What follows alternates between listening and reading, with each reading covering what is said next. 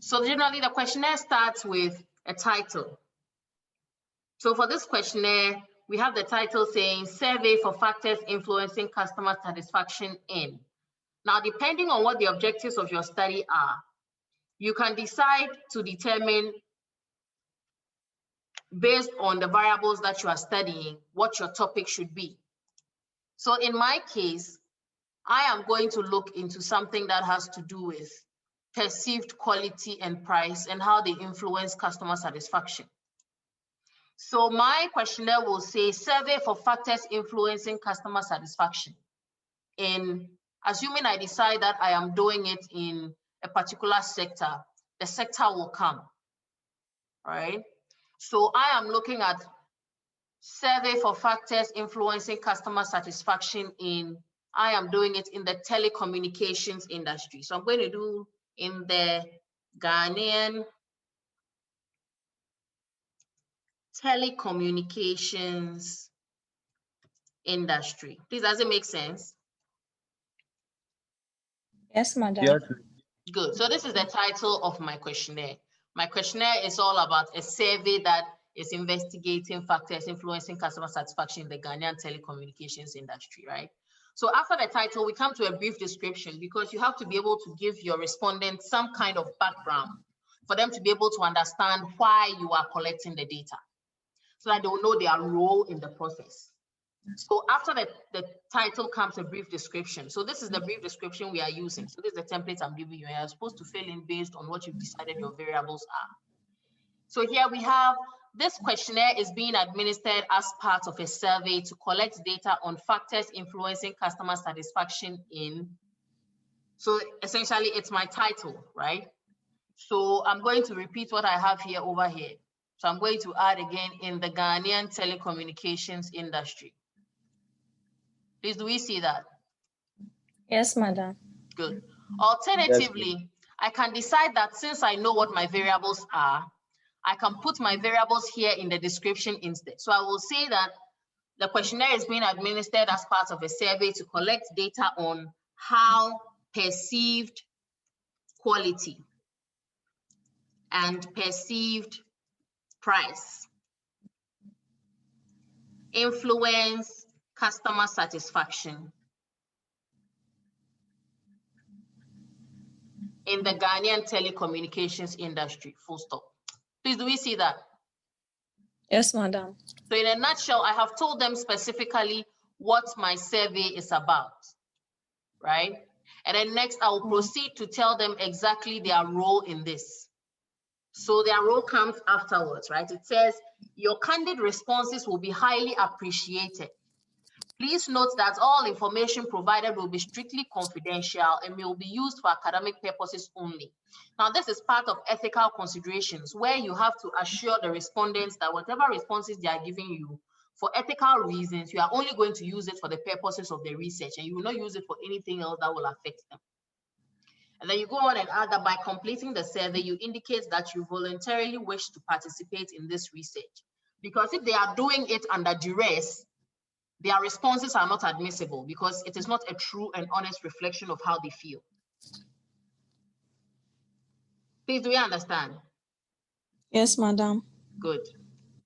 So that is how the brief description at the beginning of the survey will go. So after the description at the beginning of the survey, we go ahead and we start with the two sections. So each questionnaire for quantitative data collection is divided into two sections. The first section covers the background information of your respondents, or what we refer to as demographic information. But I prefer to use the phrase background information because sometimes I request for more than demographic information from the section 1, right? So the appropriate term to use is background information. Then you have to tell the respondents what they are supposed to do at that point. And here, what are we asking them to do? Can someone quickly tell me, what are we asking them to do? Please take where appropriate. What does that mean? It means they should select the answers they want to give. Good. So the answers that apply to them, they should select those. Is Nadia the only person in this class? No, madam. Okay, so why is she the only one responding? No, ma. Why is she the only one responding? Madam, there are rules. We said we should raise up our hand if you want to talk. That's all. And no one yes, raised their hand, did they? No one raised their hand. Did anyone raise their hand? No, please. No. That's why I'm asking the question. Is she the only person in this class? Because if someone had raised their hand, I would have given them the opportunity to speak. Okay, moving on. So we are asking them to tick where appropriate. Good. So we are asking for information regarding the agenda, and then we give them the response options, whether it's they are male or female. Then we ask for age, then we give them the response options. Here, these are standard categories. So regardless of the person's age, they will find their place within these response categories that have been provided. Now, based on the term I just used, being categories, we can refer to the kind of information we solicit from the background information section as categorical data, because it mainly comes in the form of categories that we have to enter. So in SPSS, as we'll learn very soon, we code them as response categories and we enter them into SPSS as such. Next, we are asking for education level, which is also placed in categories. So depending on the categories of interest to us, with regard to this study, we are only interested in those people who have secondary education and above. So we did not capture all those who have below a secondary education, right? Then we have occupation, also broken down into relevant subcategories. So we have students, salaried workers, self-employed, pensioner, unemployed, or other. Here they have the opportunity to state the category they belong to if it has not been covered here. Then finally, we are asking for their marital status. Are they single? Are they cohabiting? Are they married? Are they separated? Are they divorced? Or are they widowed? These are all the possible marital statuses that could exist, right? So that is it for section 1. Then in section 2, we require information regarding our continuous variables. And these continuous variables are the variables that we have in our framework, the ones that you were supposed to identify in your assignment. And again, we start with directions on what we expect them to do, right? So here we said, please indicate the extent to which you agree or disagree with the following statements concerning your satisfaction with, right? If that is how we were going to phrase our issue. But up here we said we were looking at perceptions of quality and price and how they influence their satisfaction. So we come and say the same thing here to remind them of why we are doing the study. So here we are asking them to indicate the extent to which they agree or disagree with the following statements concerning perceived quality and perceived price, right? And its influence on customer satisfaction in the Ghanaian telecommunications industry. Please, do we see that? Yes, madam. Yes. So in a nutshell, we are telling them that we want your responses and we want them in relation to how you view perceived price and perceived quality and its effect on customer satisfaction in the Ghanaian telecommunications industry. Then again, we gave them direction. We said they should what? Circle the appropriate number on the Likert scale. If it's strongly disagree, neutral, agree, and strongly agree, which we discussed earlier on when we were discussing the Likert scale. Do we remember? Yes, madam. Yes, please. Good. So in this section, you see the numbered portions that have been highlighted in black. We are going to put our variables there. And then we will put the individual measurement items for each variable in the space that has been provided, labeled with the Roman numerals. Can we see that? Yes, madam. Yes. So now here we have to go to our variable list and pick out our variables. Are we there? Yes, madam. Yes, please. Good. So I'm going to pick on your assignments and we will use that to complete this. Now, before we go ahead, I need to make an observation that some of you didn't even make an effort to correct the wrongs that you had done with regard to the assignment I gave. Yasmin Abdul, why didn't you fix your assignment? Madam, please, I did. You didn't. Madam, please, let me check. You didn't fix your assignment. If you did, you would have known because your assignment submission was the worst. You fixed it. You did not. You just left it. Madam, please, I did. You didn't. It's the same submission from February 2nd from somewhere 1 something AM, I believe. You didn't fix it. Please check. When I sent it, it was Yasmin into bracket 2. I deleted the first one. You didn't delete the first one. Madam, please, I did. You didn't. Then why is it not in Sakai? Okay, you do not know the one you deleted. Because it's the old assignment that is still there. Please, I'm coming.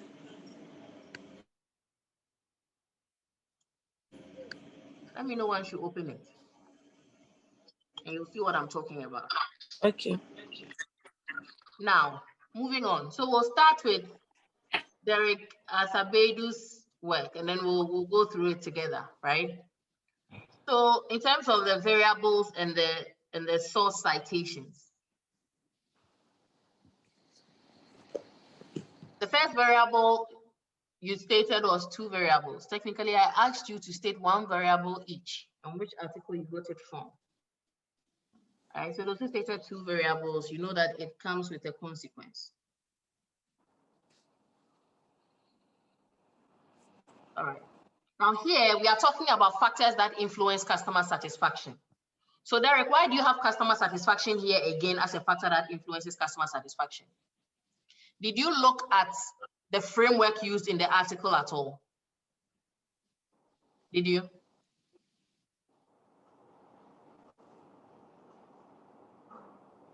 Did you look at the framework used in the article?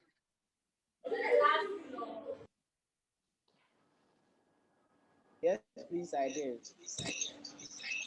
So why do you have customer satisfaction here as a variable or a factor influencing customer satisfaction? And you have it here again, and you have it here again. Because if you looked at the framework that was used in the article, there's no way customer loyalty will be one of the factors that influence customer satisfaction. And I'm going to prove it to you right now. One thing I dislike is sloppy work and haphazard work and work that is done anyhow. So every time you are doing assignments in my class, I expect you to pay attention to detail and produce good work.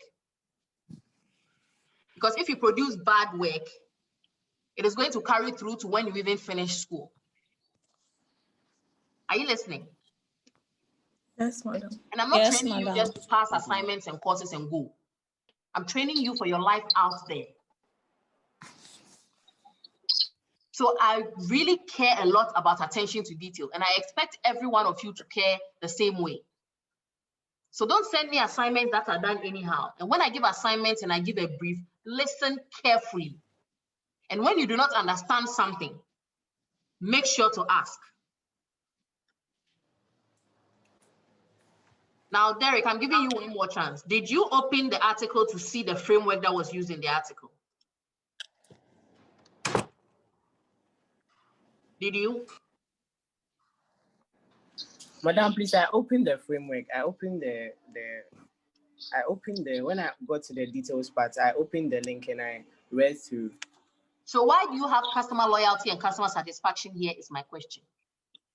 Madam, to be honest, the day you taught us on the variables, I didn't understand it very well, to be honest. Did you ask for clarification in class? Because God knows every time I teach, I ask, do you get it? Do you have a question? Did you ask? Yes, no, please. I didn't get the opportunity. No, hold on there. Now, do you know why I know you're lying? You did not open the article. Do you know how I know you're lying? Because this article does not have customer loyalty in it. It doesn't. Let me show you the article right now and show you the framework.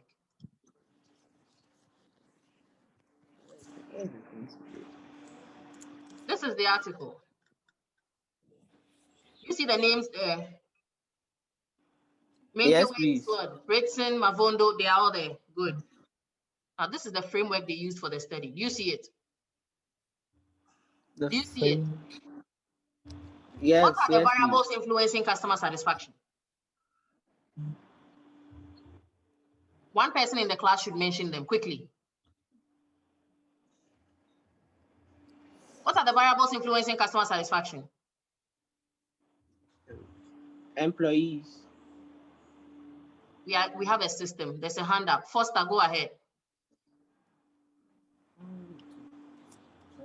Corporate image. Good. And what else? And then Hold on. There's been something is wrong. Hold on.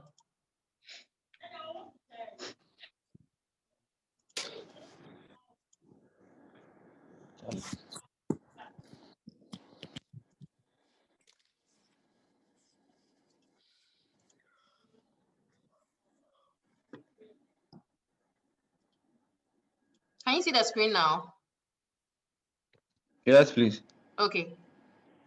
So this is the framework. Okay, so what are the variables? Quickly.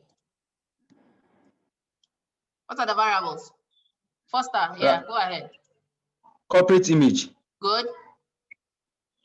And then the mediating roles are employees and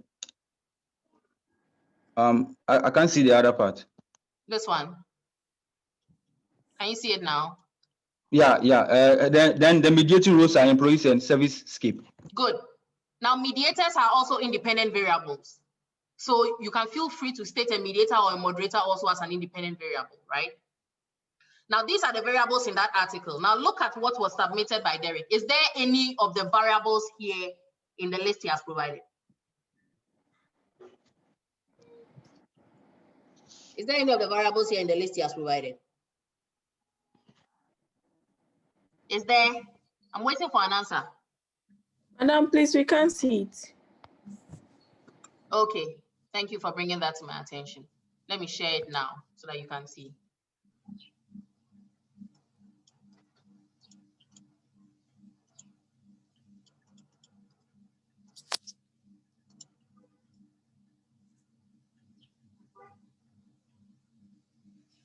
There it is.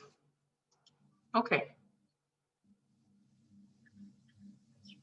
So it's opening. Can we see it? Yes, Can we see madam. it? Good. So Davis and Heineke, let's go to the framework.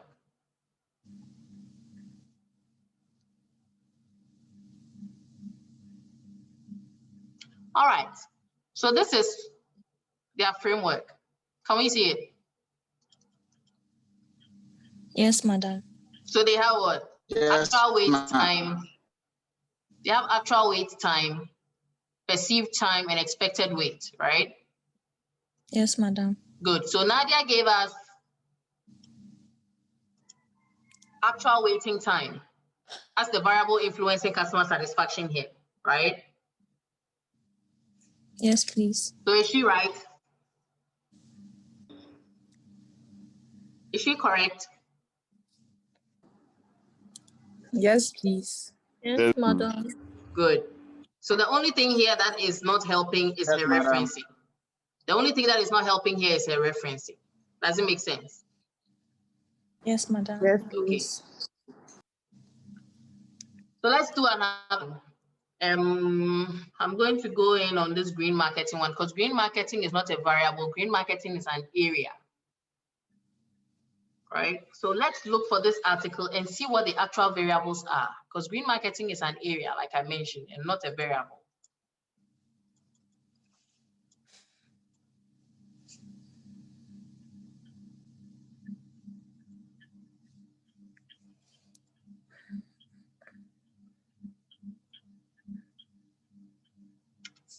Oh no, hold on a moment.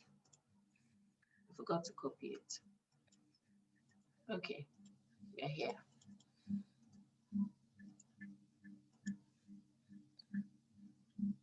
First, I'm not speaking, so you are okay. And I can't seem to find this article that you say you used. Hey. It's not appearing in Google Scholar.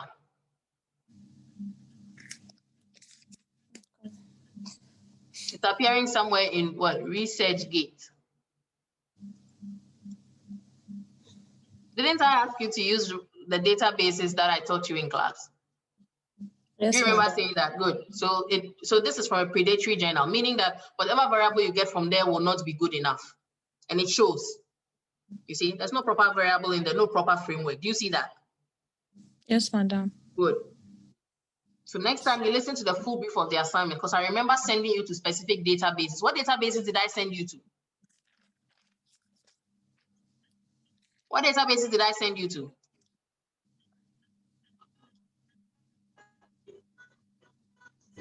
What databases did I send you to? Foster, go ahead. One of them was Emerald. Thank you. One of them was Emerald. And if you had stayed in Emerald alone, you would have found dozens and dozens of customer satisfaction articles. Because there are so many of them in there.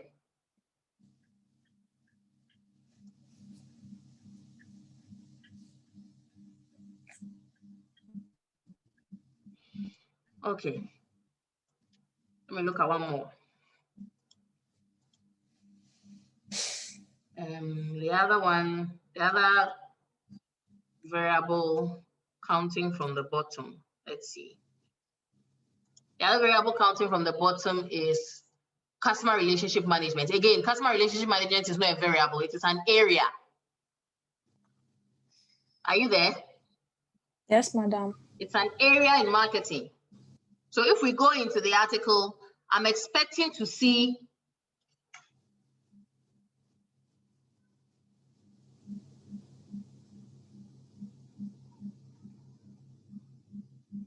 okay. All right, Frederica, well noted. So I'm expecting to see the variables in the framework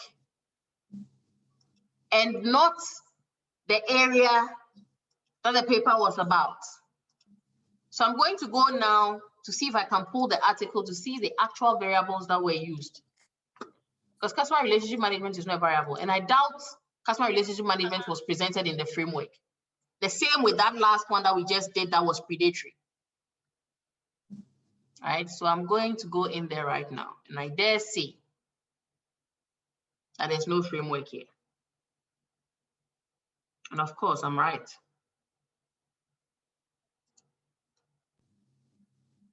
Let's look at the article very quickly. Can we see the screen? Can you see the screen?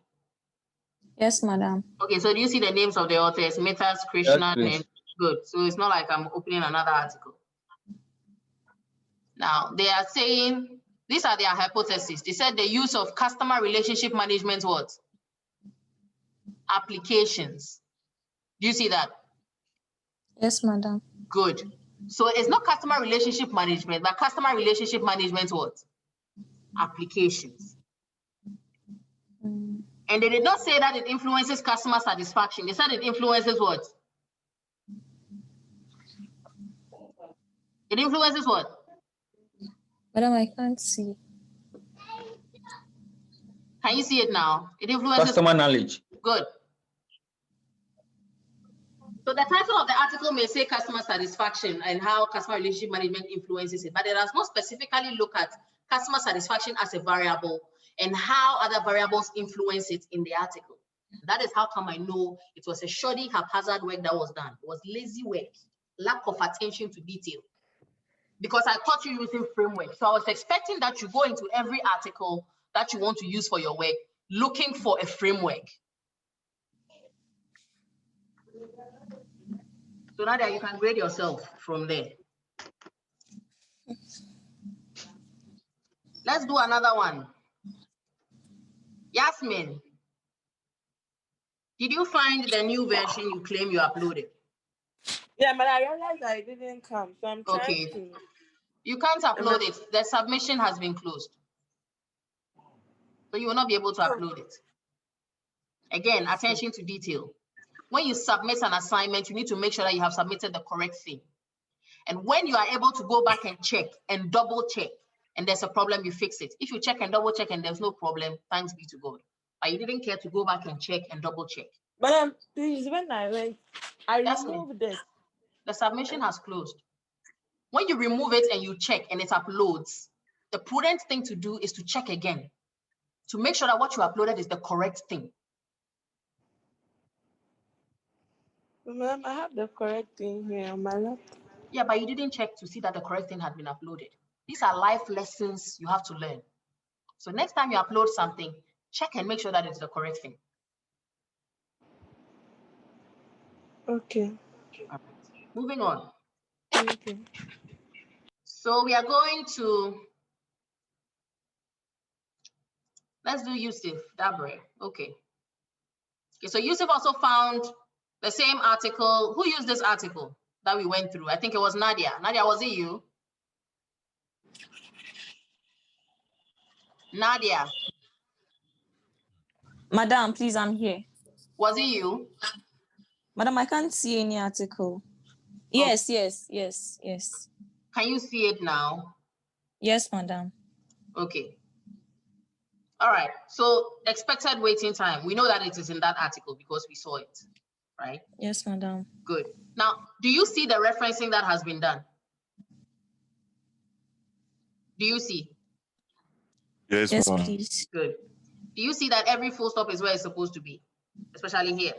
Don't look down here because there are some mistakes in this one. But look at this one. This one was done perfectly. Can you see? Yes, The commas are madam. where they are supposed to be. The full stops are where they are supposed to be. The spaces are where they are supposed to be. But he lets down his guard as he progressed. So when you get to this place, you see that the comma before the ampersand didn't come. Do you see? Yes, madam. Then there's a comma before the letter M, which shouldn't be there. Then there's a comma here and another 2 commas, which shouldn't be there. Do you see that?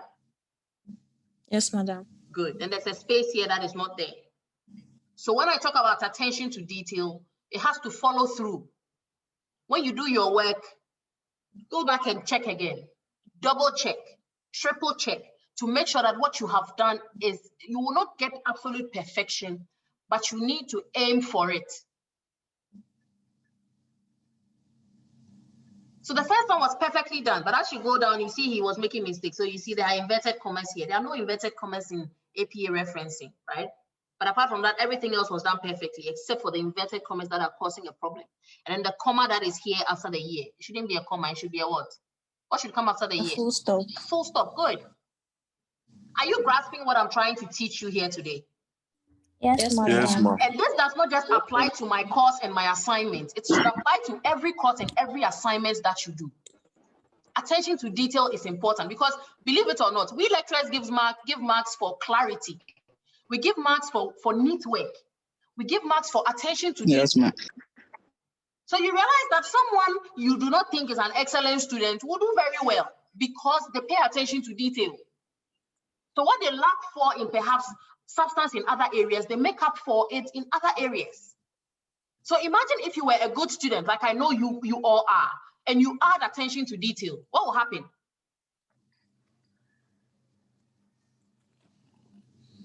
We'll have excellent work done. You will have excellent work.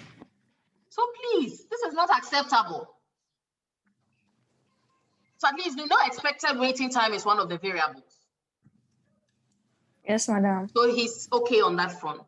Now the second article, he puts 2 variables being quality and price. So quality and price here are 2 variables, even though we asked for 1. So he has also dropped the ball on that one. It's supposed to be 1 variable per article. So if you are picking multiple variables from 1 article, all you have to do is to make sure that you indicate it there. Do you get it? So if you are picking quality and price from here, so variable 1 will be quality, then you put the reference there. Variable 2 will be price, but it will be the same reference. You see if you get it. Yes, ma'am. Good. So it's 1 variable per box, not 2. And again, Yusuf, I believe this one you've even answered yourself. Between customer loyalty and customer satisfaction, which one influences which? Hello, ma'am. Come again, ma'am.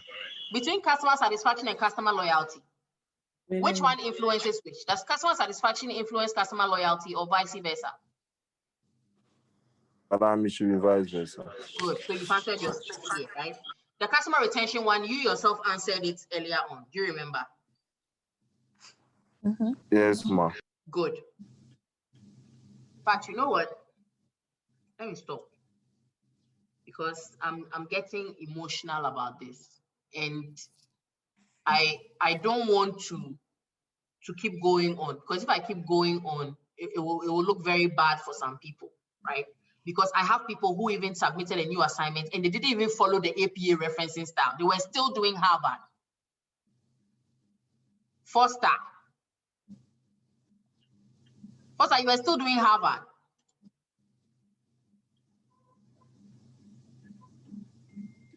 Foster, Madam is having network challenges. Oh, okay. Foster, you are still doing Harvard style. Someone should tell him for me. This is not acceptable, ladies and gentlemen. I expect the utmost level of good work from you. Because like I said before in another lecture, I know you are capable of it. That's why I expect it.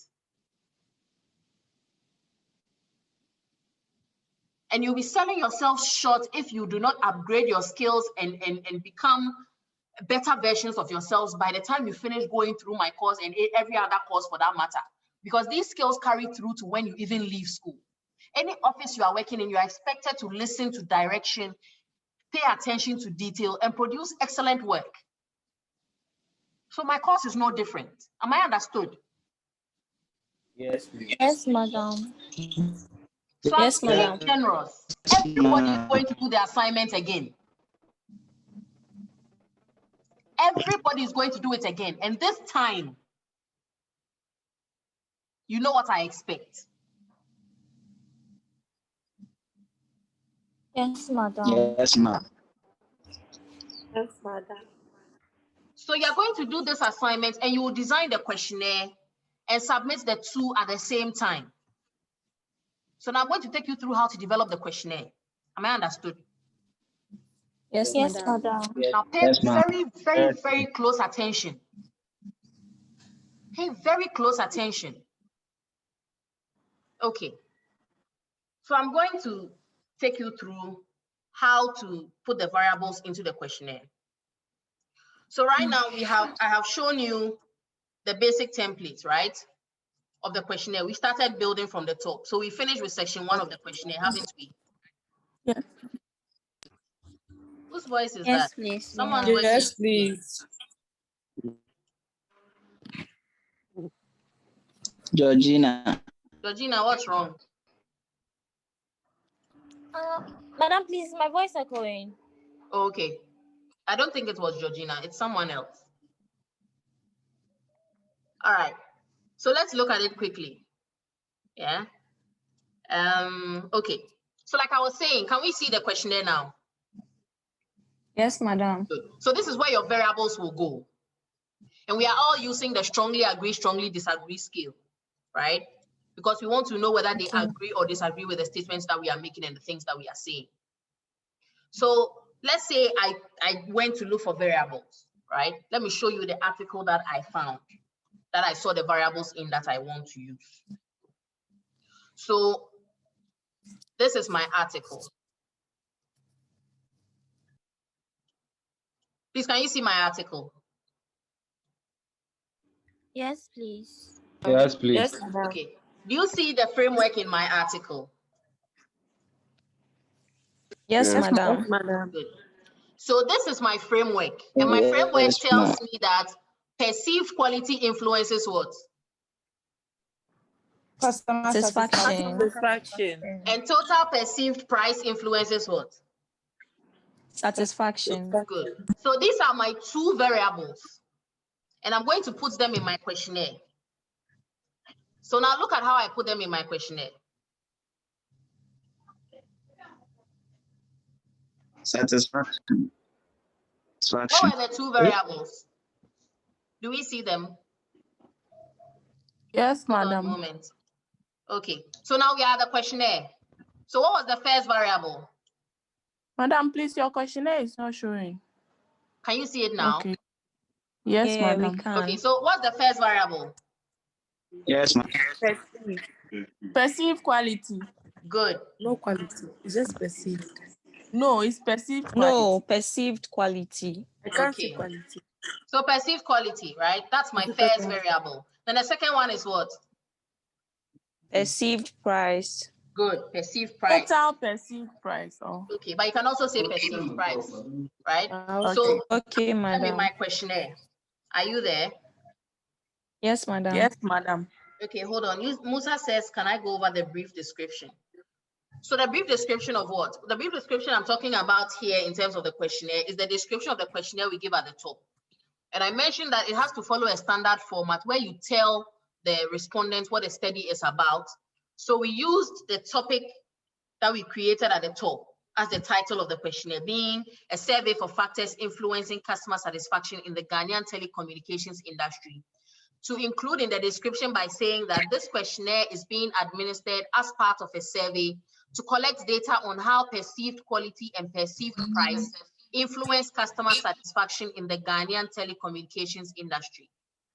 And after that, I mentioned that you have to include ethical considerations of how you are going to use the information you are collecting from them.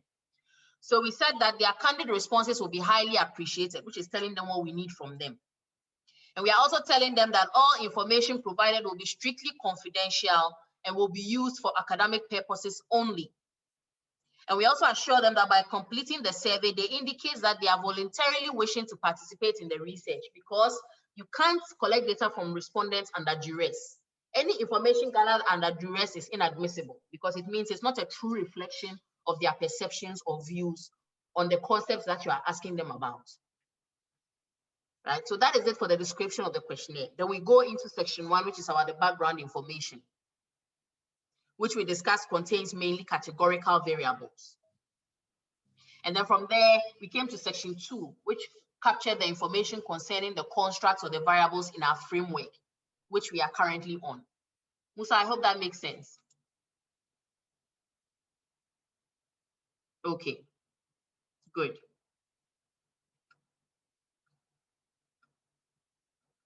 All right. So right now, as we have seen, I have been able to use the variables I saw in the framework to build my questionnaire. Can you see that?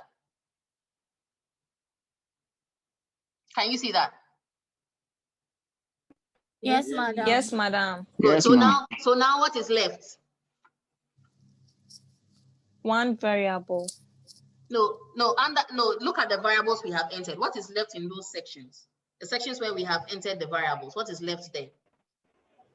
The questions. The questions, good. So the individual questions that measure each of the variables is what is left. Now, to develop the questions, we can do two things. We can either adopt or adapt questions. Now, when you adopt with an O, you pick questions from a questionnaire and use them in your questionnaire as they are. So this questionnaire you are picking from is from the questionnaire that was used by the article that you are borrowing the variable from. Does it make sense? Yes, madam. Now, sometimes the variables that are used in the articles, they provide the questions that they use to measure the variables, and some articles don't.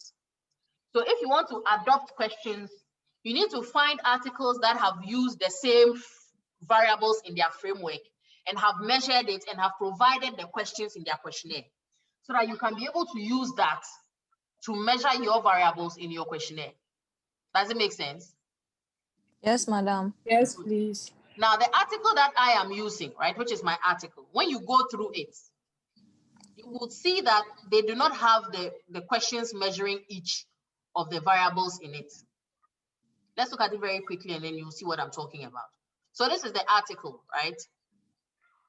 We are scrolling through. This is the framework. But they do not tell us the questions that they use to measure them. Do you see that? Yes, madam. Yeah.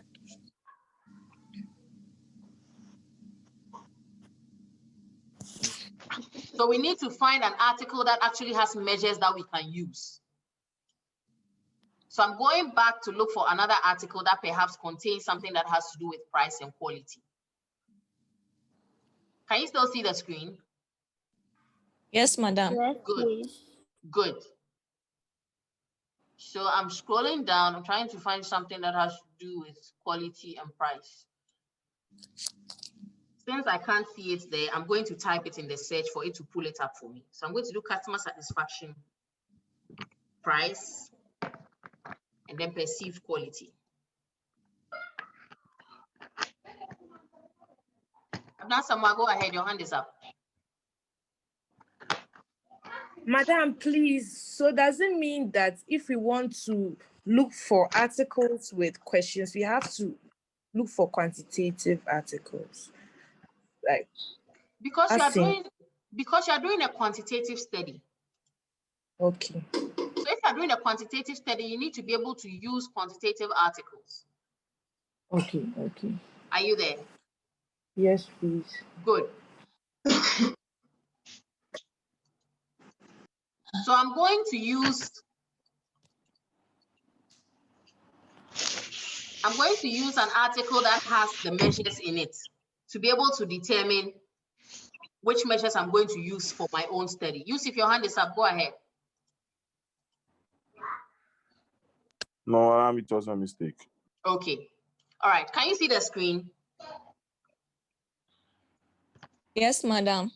So I'm going to look for an article that talks about customer satisfaction, perceived price, and perceived quality, to be able to determine the measures or the questions that I'm going to use to measure my variables.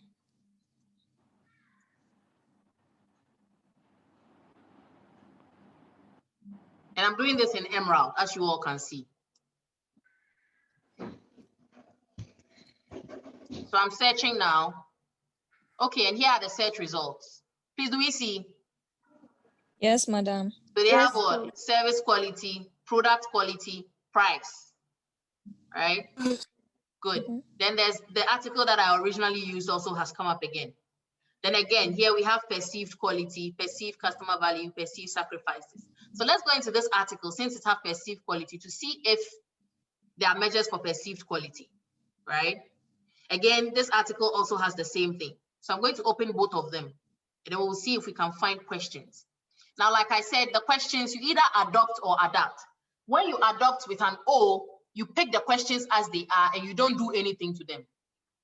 When you adapt with an A, you pick the questions and then you modify it a little bit to suit the objectives of your own study. Please, does it make sense? Yes, madam. Good. So now here, look at this article, which is about antecedents and consequences of perceived customer value. It has an element of perceived price in it. So we are going to look for the measures of it if it is contained in this article. So you can see perceived price is somewhere here. Here. Perceived what? Monetary sacrifice. And then perceived non-monetary sacrifice. Perceived service quality. Perceived value. And it's influencing what? What do you see? Customer satisfaction. Good. And And customer satisfaction is dissatisfaction. influencing what? Customer loyalty. Good. So those who had loyalty as one of the variables influencing customer satisfaction. I reserve my comments. Oh, my head. Don't worry. When you finish, you go and get para.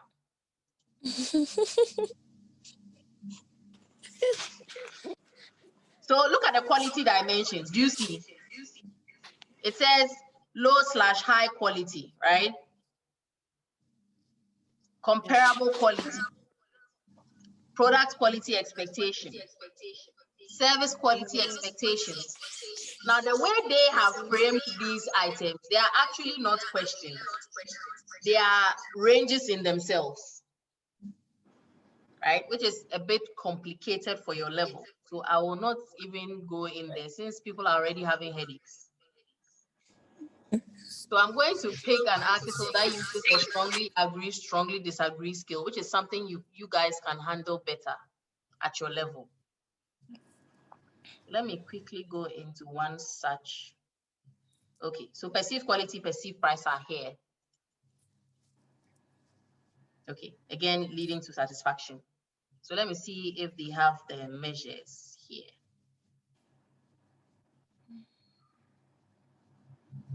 Okay. You see what is happening here? Look at their perceived price. Do you see what is happening? Yes, madam. It is in its own Likert scale. So instead of using strongly agree, strongly disagree, they are using very inexpensive to very expensive. Do you see? Yes.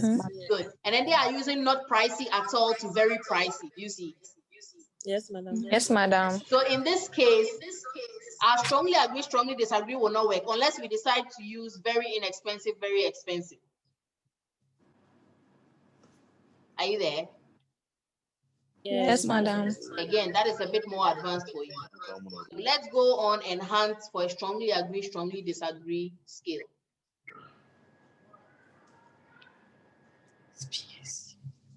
So do you see what I was talking about when I said you have to pay attention to details?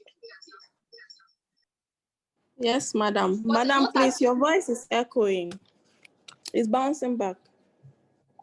Someone has their microphone on. That is a contributing factor. Is it echoing for everybody? No. Madam, it has stopped now. Good, because the person has turned off their microphone. Okay, so we are still on the hunt, looking for measures of perceived quality and perceived price. Okay, so perceived price is here, service quality is also here. So let me see if they have the measures that will work with her. Good, so this is a good one that gives us questions that we can use to measure strongly agree, strongly disagree. Now, do you see the statements here? Do you see it? Yes, madam. What does it say? Measurement item. Good. So we know that these are the items that they use to measure each of the variables. Does it make sense? Yes, madam. Yes, madam. Good. So we have employee behavior, tangibility, information technology, access convenience, transaction convenience, benefit convenience, post-benefit convenience. All of these are elements of service quality. Are you there? Yes, madam. Yes, Good. madam. And then they have what? Perceived price. Do you see? And fairness, right? Yes, madam. Good. And they are also looking at how it influences customer satisfaction and what? Customer loyalty. Good. So in that case, we can decide that we want to pick this particular framework instead, since it has given us all the measures, isn't it? Yes, madam. Good. So these are all factors that can influence customer satisfaction, right? Namely what? Employee behavior. Do you see that? Yes, please. So we are going to change our variables in our questionnaire.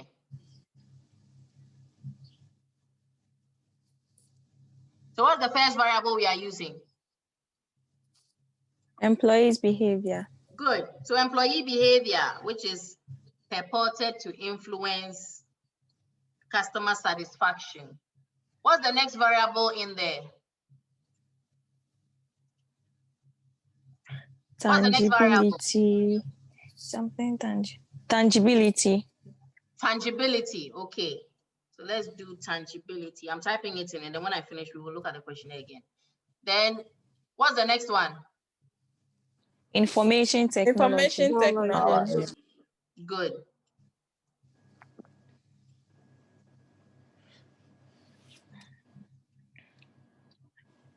Good. And then what's the next one? Decision convenience. Good. So I have space for only 1, 2, 3, 4. I have space for 5 variables in total. So that means I need 4 independent variables and 1 dependent variable. And already we know what a dependent variable is, which is what? What's the dependent Customer variable? satisfaction. Good. So we already have our 4 independent variables. All right, so let me share right now so that we see how it looks. Okay, can we see the questionnaire now? Yes. No, madam. Yes, madam. Can everyone see it now? Yes, madam. Yes, madam. Good. So here we have what? Employee behavior as our first variable. Do we see? Yes, madam. And the second one is what? Tangibility. Then Information technology. Then the next one. Decision convenience. Then the last one being our dependent variable. Customer satisfaction. Good. Abdasama, your hand is up. You can speak. Madam, please, doesn't mean that if we are taking the variables, we have to take it from just one article. No, you can take it from different articles. Okay. But those articles have to have indicated that the variable you are picking influences customer satisfaction. Okay. Does it make sense? Yes, please. Good. So if the article does not say the variable influences customer satisfaction, you can't put it in your questionnaire to measure customer satisfaction. Or you can't put it in your questionnaire as one of the factors that influence customer satisfaction. Does it make sense? Yes, please. Good. Yes, madam. So you can pick different variables from different locations. That's why I said you can pick your variables from any article. Because if the article says it influences customer satisfaction, it means if you pick 5 different variables from 5 different places and you put them together, they will still be able to predict customer satisfaction. Do you understand me? Yes, madam. Good. Yes, madam. Good.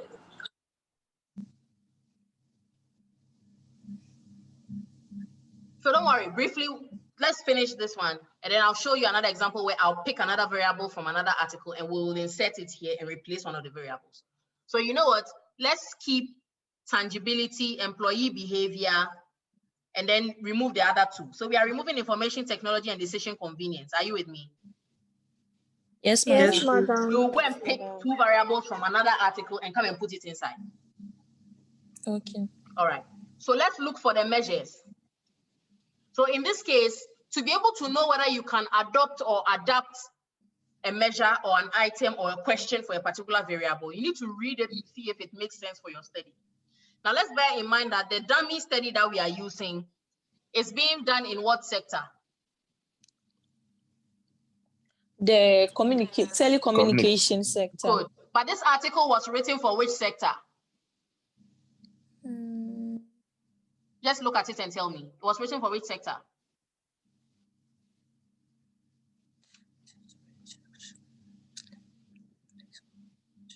Try reading the questions. It will tell you. Try reading the individual questions under each variable. It will tell you what sector it was written for. The banking sector. Banking sector. Good. The banking sector. So that means that we cannot adopt, right? Mm-hmm. So we have to do what? Yeah. Adapt. Adapt. We have to adapt. Good. Foster, your hand is up.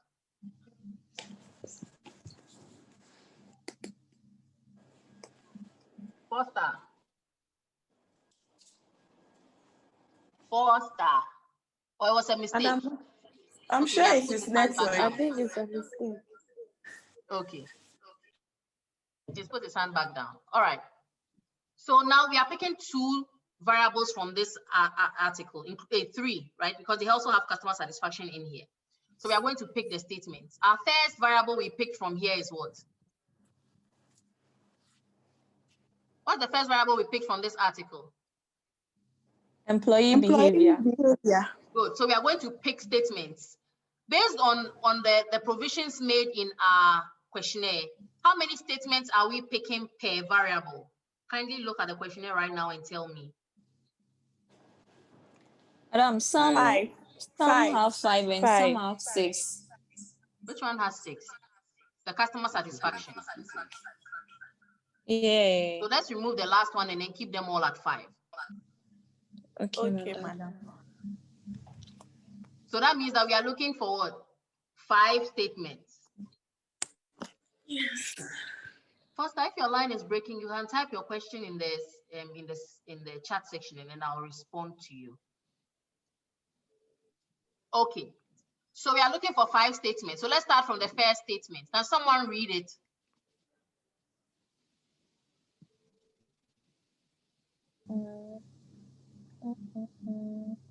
Can someone read the first statement? I'm sharing it now. Can you see it? Yes, madam. Yes, madam. Okay, so someone should read the first statement. Employees of this bank are always willing to help me. Good. Do we adopt or adapt it? We adapt. So if we adapt it, what will we rewrite it to read as? What would the adapted form of this statement be?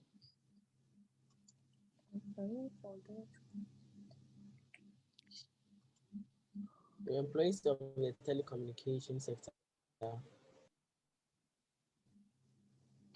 ahead. Go ahead. Who was speaking? Derek. Derek, go ahead. Yeah, go ahead. Employees. Okay, are the employees No. It has to be in statement form. Yeah. It has to be in statement form because you are going to ask your respondents whether they agree or disagree. Yes, please. Okay. Employees of this telecommunication. In this case, you can't say this because you are asking the customer to respond in terms of their satisfaction with their telecommunications provider.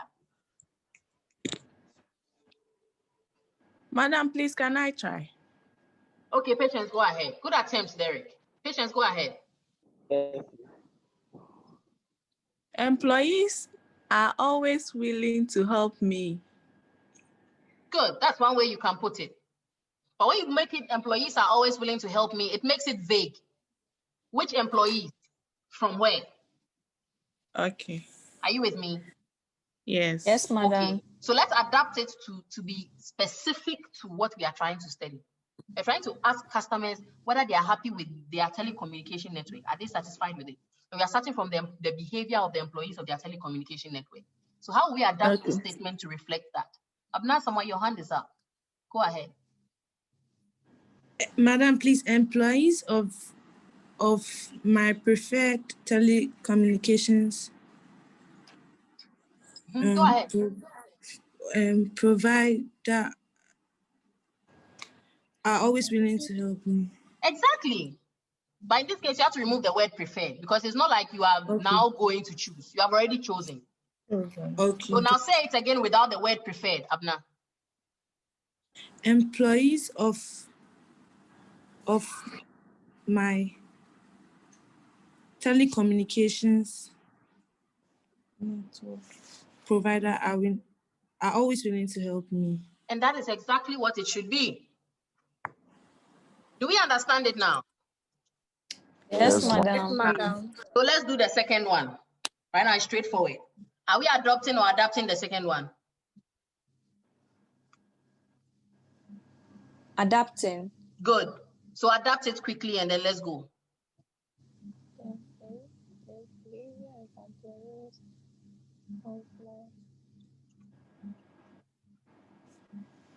Who is adapting it? Madam, should I try? Go ahead, Nadia.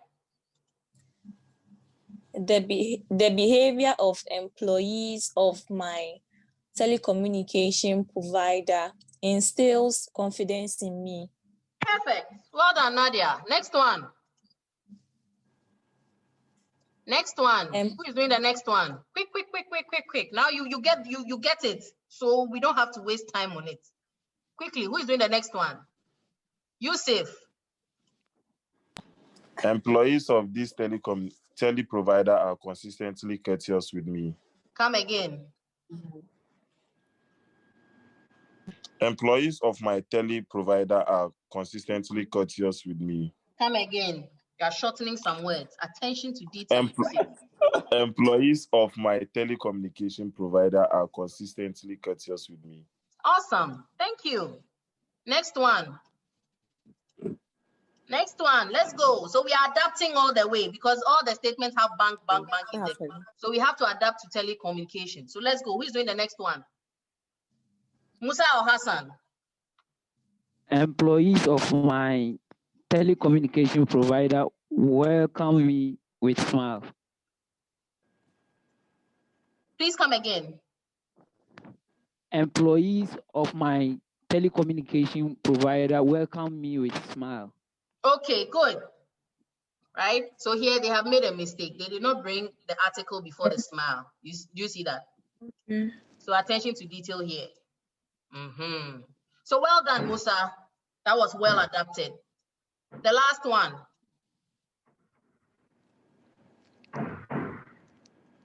The last one. Madam. Who's there? Patience Bonzi. Yes. Okay, go ahead. This telecommunication company employees gives me individual attention. Hold on. Please come again.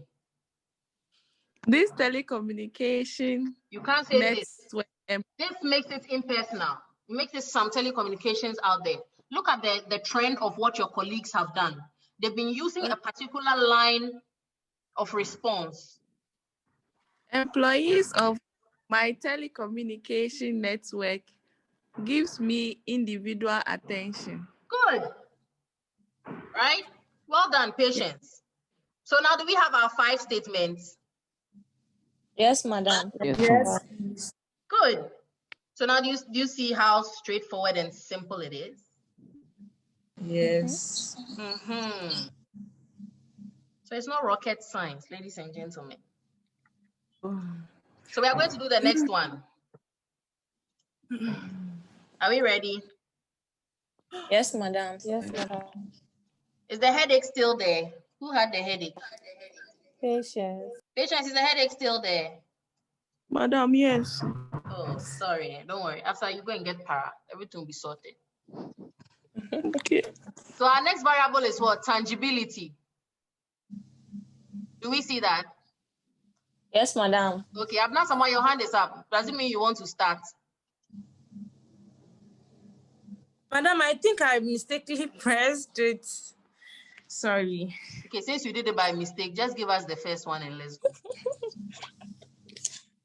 Just give it to us and let's, please. Fast. Please hold on. No.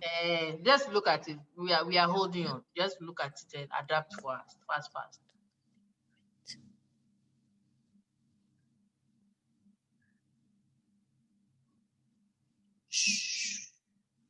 We are under tangibility, Abna.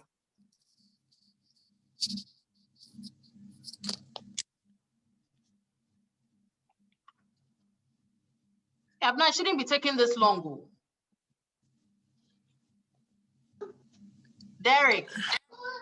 Madam, sorry, I was saying the answer, but I muted myself. Okay, go ahead. I'm saying that my telecommunications provider has modern looking equipment. Awesome. Thank you. Derek, do the next one quickly and let's go. My telecommunication provider, physical facilities, Derek, like come again. furniture. Derek, come again. Try to sound grammatically correct. Yes. You're laughing. Try to sound grammatically correct. And then come again. Okay, go.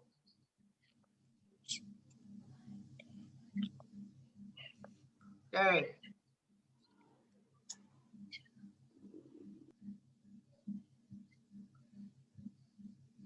Derek has gone off. Oh, Derek.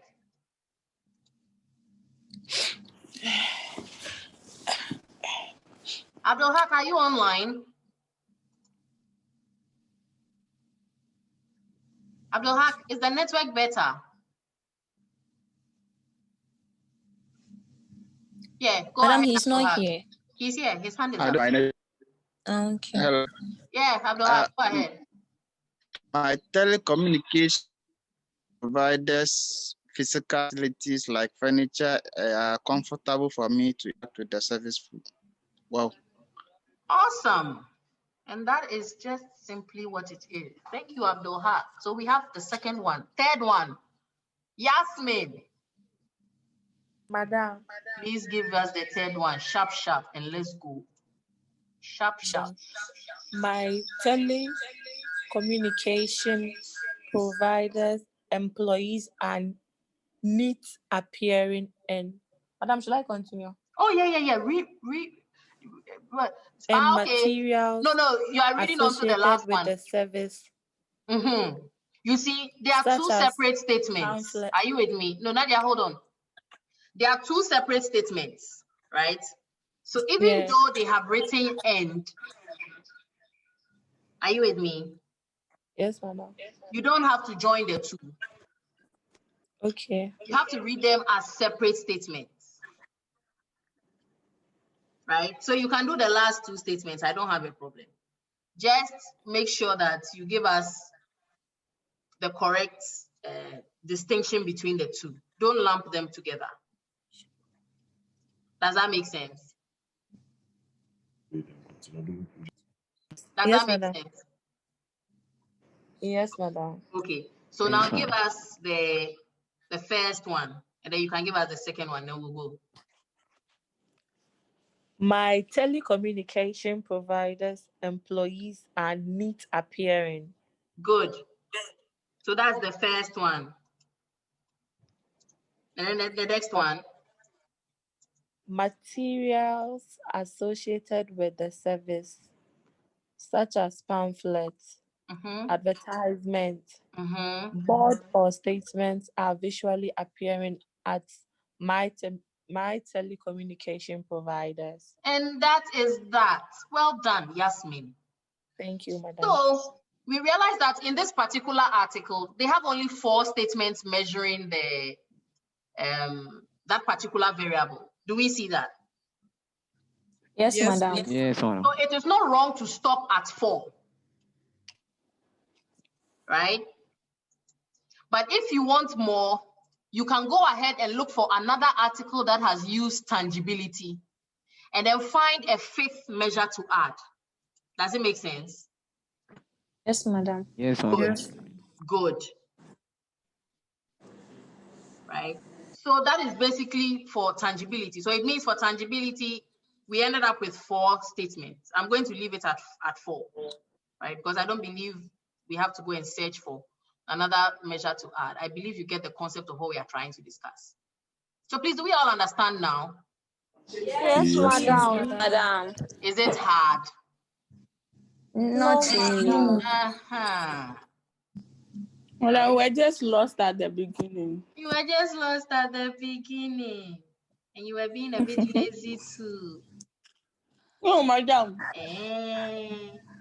Madam, see, we weren't lazy. Oh. Our brains have been blank for some time. Hey, blank. Oh, this break that we gave you, your brains have gone blank. Hey, God help us. Madam, it's true. Me, personally, I'm experiencing that. Hey, please, it can never happen. It's not your portion. My sister is even in shock. She's here to recover. Okay. So now let's do the last one. This article also has customer satisfaction in it. Can you see? Can you see? Yes, madam. Good. So let's do the customer satisfaction part very quickly. Again, we can see that they have customized it to the bank. So are we adopting or adapting that one? Adapting. Good. So let's adapt it quickly and go.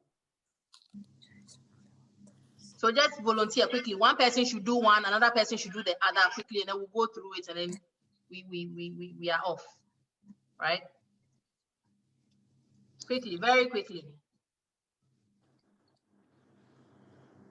Madam, Go ahead. My choice to avail my telecommunication provider is a wise one. You've left something out. Come again. Okay. My choice to avail my telecommunication provider service is a wise one. Awesome. Thank you very much, Derek. Next one. I did this right thing when I chose my telecommunication provider for its services and services of my Okay, telecommunication hold on, provider. Georgina. We just Yasmin Madam, just it's went through this. Yasmin just went through this.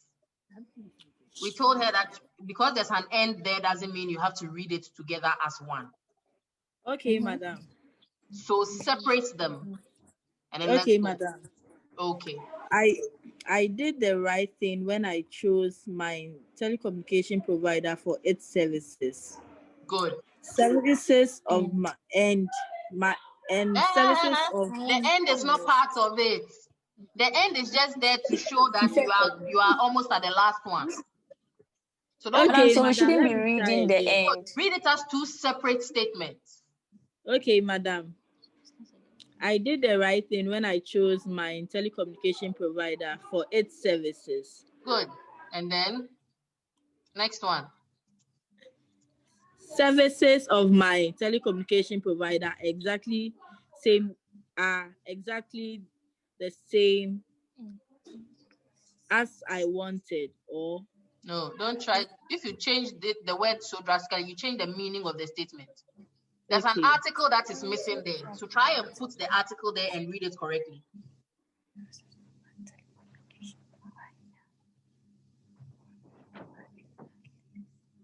Try and put the article there and read it correctly.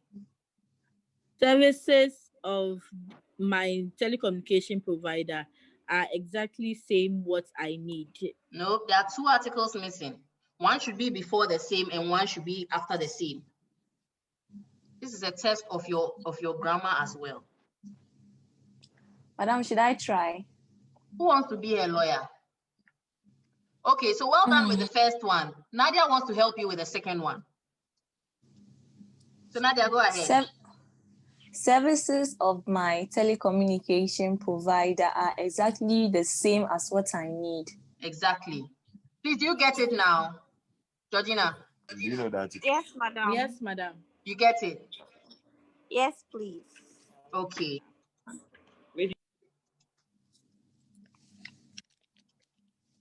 All right, so now that we have done that, we realize that this one too, the customer satisfaction variable has how many statements? 3. 3. So is it up to the 5 we are looking for? No. So we have to add on, right? Yes, madam. Good. And like I said, if you want to add on, you just need to find another article that has used the same variable. And you can pick statements from there and either adapt or adopt to put into your own to make up the numbers. Right? Yes, madam.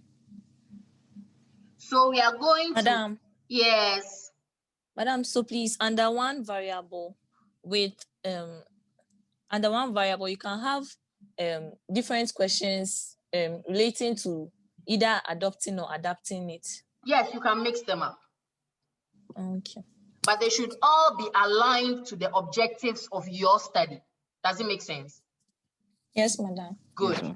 So if you're adapting or adopting, they should all end up going together.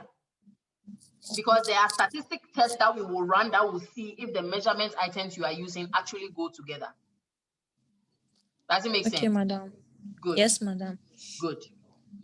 So let's look for another article that has satisfaction in it. I see this one has satisfaction. It talks about free shipping options in online retail, the mediating role of uncertainty on satisfaction and purchase intention. So satisfaction will be here. So let's go and open that article and see if we can get measures for satisfaction. At the same time too, it also has other measures in here that influence customer satisfaction. So we can be able to get the two measures that we are yet to find. Please, does it make sense? Yes, madam. Okay. Now, one thing I need to bring to your attention is that it's not every article that you will find that will be quantitative. You will also find some articles that will be qualitative. Are you with me? Yes, madam. Yes, madam. Good. So you have to be able to know. Yes. Please, if it's qualitative, can we as well pick information from it and use it? You can pick information, but you will not be able to get the measurement items because qualitative does not deal with measurement items. Okay, madam. Even with the quantitative, some articles will give you the measurement items, some articles will not. Like this one. This one doesn't give us the measurement items.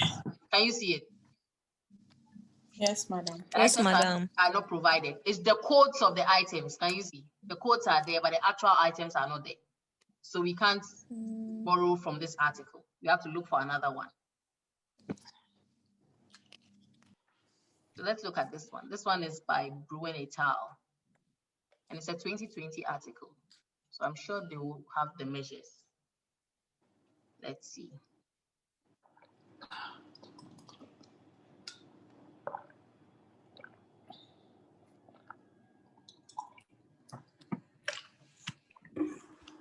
So we're on the empirics. Okay, they also didn't put the measures. Do you see? They didn't put the statements, they put the codes. Can you see that? Yes, madam. They put the codes. So that means that we cannot borrow from them because they didn't put the questions inside. Oh, 2020 articles, but I thought in recent times they've changed their ways. I think this one. No, let's find another one. So it is a painstaking scientific process. You can't just get up and do it anyhow and say you finished. Are you with me? Yes, madam. Good.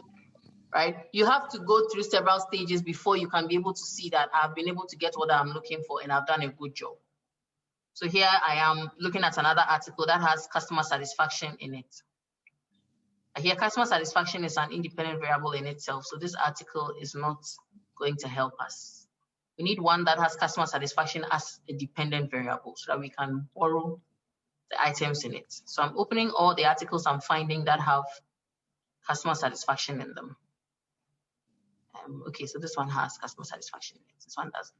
Let's scroll down quickly and see. Okay, so this is their framework. It's very blurred, but I hope when I enlarge it, we can see. So customer satisfaction is in there, but they are measuring it as an index. So it will not help us. But look at another variable here that influences customer satisfaction. You see perceived value.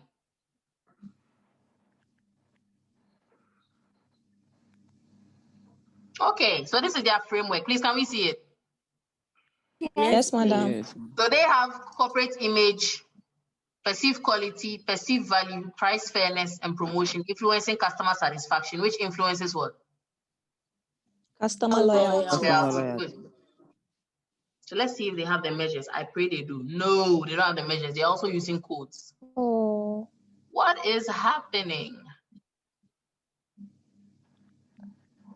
They also didn't put it at the end of the article. Usually, if they do not put it inside, some of them will attach it at the end of the article.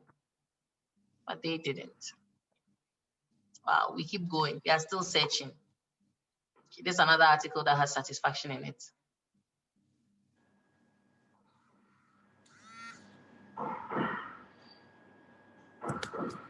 Okay, so we'll search once or twice. If we do not find it, I'll leave it up to you because it's part of your assignment anyway.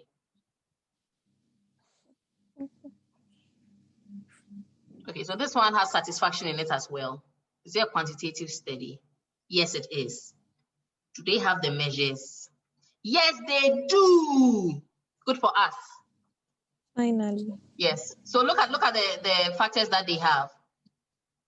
So they have quality of physical environment. Can we see that? Yes, madam. Then they have food quality. But food quality will not be relevant because we are doing it in what sector? The telecommunication sector. Good. And then here they have service quality, but all the service quality issues have to do with employees. And we already have a variable in our questionnaire that is about employees. What variable is that? What variable is that? Employee behavior. Employee behavior. So Employees we can't behavior. use that one. But they have customer satisfaction here. Can you see? Yes, madam. And they have 3 different questions. Do you see? Yes, madam. Which are not the same as what we had in the other article. So that means that we can modify some of them and add it up to what we have in our questionnaire to come up to the 5 that we need. True or false? True. True. Good. So quickly, are we adopting or adapting? We are adapting. Okay, so I need 2 people to adapt 2 of the statements for us to put in our questionnaire very quickly so that we can move on. Very quickly. With the customer satisfaction. Yes, with the customer satisfaction. So I need 2 people to adapt 2 statements for us to put into our dummy questionnaire to make up for the 5 statements we need to measure customer satisfaction so that we can proceed. Oh, Okay, Dabre, Yusuf. can I try? Yeah, Dabre's hand is up, so Dabre will start. I'm very satisfied. I'm very satisfied with my overall experience with my telecommunication provider. Awesome. All right. Thank you, Yusuf. Then the last one. Someone should pick one, another one. And then it will make up the 5 that we need.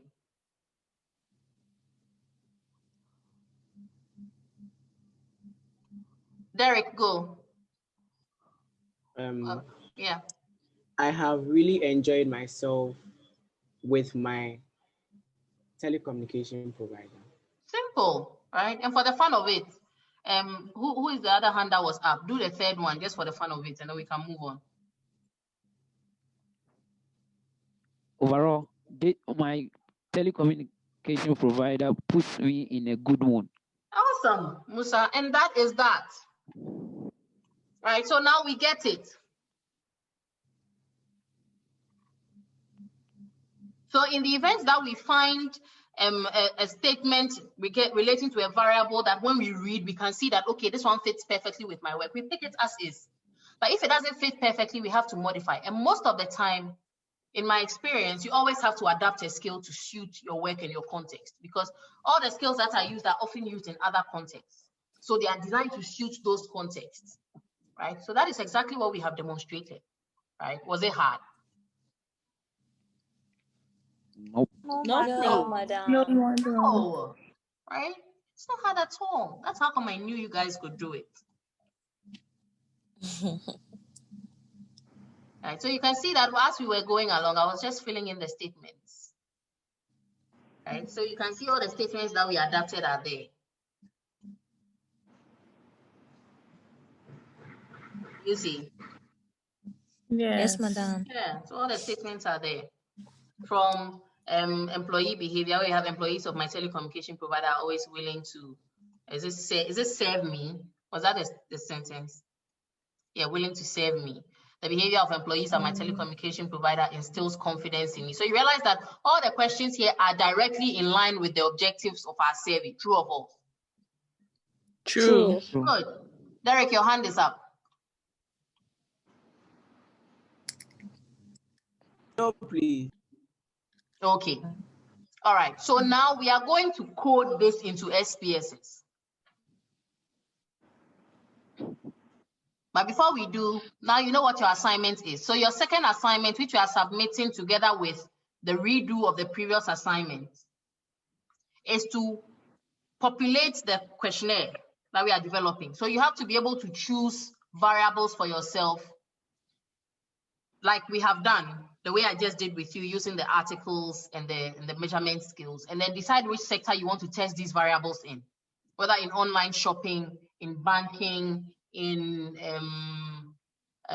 which one did we do right now? Telecommunications. You need to decide where you want to test it, and then pick your variables. So I've put the questionnaire template in Sakai for you to be able to download and use for your assignment, right, under resources. So when you download it, you modify the questionnaire to suit the objectives of your study by changing the title of the survey, right, updating the description to reflect what you are asking for from the respondents, right, by way of the objective of your survey. And then again, updating this portion in the section 2, where it's giving a description of how they should respond to the questions you are asking them. Here I have perceived quality and perceived price. That was because those were the variables I was testing, but it can be replaced with the variables you are testing. So do they agree or disagree with the following statements concerning employee behavior, tangibility, and customer satisfaction, and its influence, employee behavior and tangibility, and its influence on customer satisfaction in the Ghanaian telecommunications industry, right? And they will respond accordingly. So each of you has to populate your template, right, with 4 independent variables and then the dependent variable of customer satisfaction. So I'm going to give you people this courtesy, right? You can borrow the customer satisfaction variables I have here and use that. Thank you, madam. Yeah. But everything else you have to populate yourself, right? Okay, so madam, by the time you complete the assignment, you will get your 5 variables. Are you with me? Yes, madam. Good. And once you get the 5 variables, you can go ahead and then find statements to measure each of them. And then you adopt or adapt them to suit the purposes of your work. And then you can just take the customer satisfaction statements we have here. Only difference is that you have to adapt them to suit your context. Are you with me? Yes, madam. Good. So if you are doing it in banking, you know you have to change the statements by adapting them to reflect banking. If you are doing it in online shopping, you have to change it to reflect online shopping. Does it make sense? Yes, madam. Good.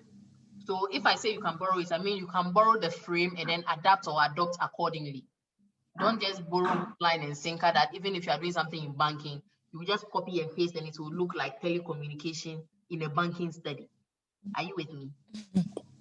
Yes. You're laughing. I know what I'm talking about. I know what I saw this afternoon. I was mortified. So I'm just speaking. Before you go and do it, I'm stopping. Okay. Please, are we all right now? Yes, madam. Okay. So let me quickly teach you how to code this into SPSS. First, your hand is up. Yes. What's going on? Madam, please, the SPSS software, when you go online, it only tells you to download a free trial or something for yeah, so download that one and install it. The trial, I think, is for up to 30 days or something like that. Yes. Yeah, so you need it for the class. So download the trial version and then use it for the class. Okay. And then later you can try and look for it. There are some people who have it and they can help you install it. Okay, so you can actually copy from someone's laptop to yours if they have it. If they have the installation packet. Okay. Madam, but please, UG doesn't have it. No, that's another problem we have in UG. We do not have software packages for our students. We've been saying it for a long time. Madam, because I was asking a friend of mine, she was like, so my university doesn't have a software package for us to use. You see, some universities have it. We don't. It's unfortunate, but we don't. Pastor, your hand is up. So patients, keep praying. Maybe it will come after you have graduated. That was a joke, by the way. Pastor, go ahead. I wanted to know if the format will change if it is to a particular industry. Sometimes they I don't know, they take a particular, let's say in the telecommunication service, they take a particular, let's say MTN or Vodafone. I want to know if it will change or it will still. So if your study is not general to the telecommunication industry and it is specific to MTN, Foster, are you with me? Yes. And you are adapting the statements to suit MTN. Let's do a pop quiz right now, me and you. Under customer satisfaction. Under customer satisfaction, are you there? Can you see the questions? Foster. I can see the question, yes. Good. So let's adapt from question 1. Let's adapt it to specifically to MTN. Question 1.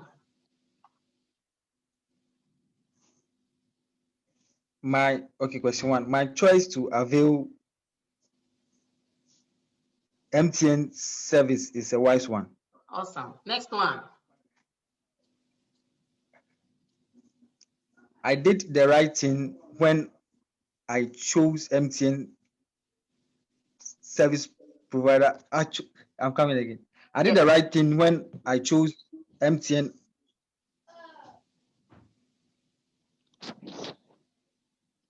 Come again, Foster. Take your time and read.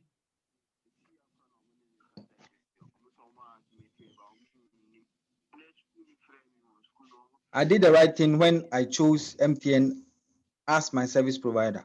No, that's not what the statement says. Come again. I did the right thing when I chose MTN for its services. Awesome. Next one. Services of MTN are exactly the same as what I need. Awesome. So now you get what I'm saying? Yeah, okay. Good. That's why the adaptation is important.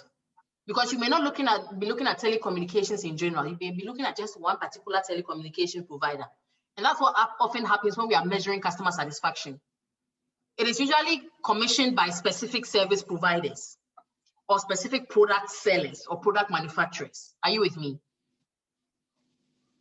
Yes, please. So we can measure customer satisfaction with Milo, customer satisfaction with Ideal Milk, customer satisfaction with Ovaltine. Are you with me? Yes, please. But if we are looking at customer satisfaction with Ovaltine, we cannot use a variable like employee behavior, true or false? True. Why? Because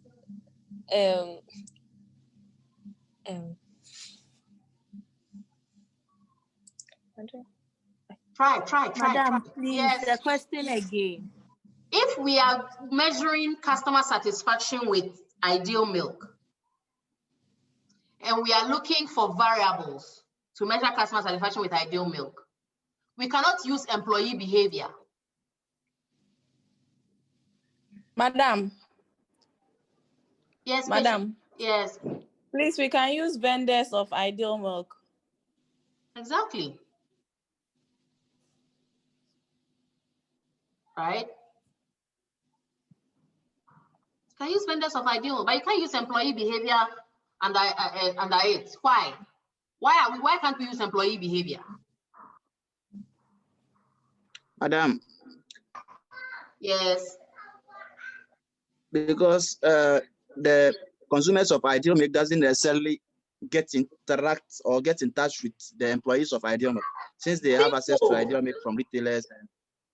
Bingo! Ideal Milk is a product, not a service. So that is the simple answer. So you need to choose your variables wisely, depending on the context or the product or the service which you are measuring customer satisfaction for. Good, Derek, you are also right. It has no impact on customer satisfaction with Ideal Milk because, like Abdul Haq said, where will you meet the employees of Nestle? You buy the Ideal Milk from your neighborhood vendor, maybe in a kiosk or in some container.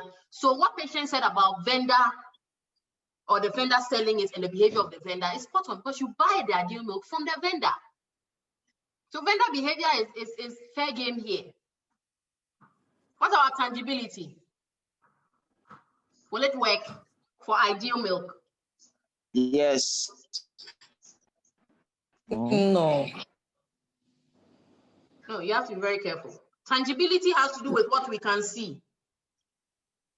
Yes. Will it work or not? It will work. It will. It will work. It will, but not with the statements that we have. True or false? Yes. True. So in terms of Ideal Milk's tangibility, what will we be talking about?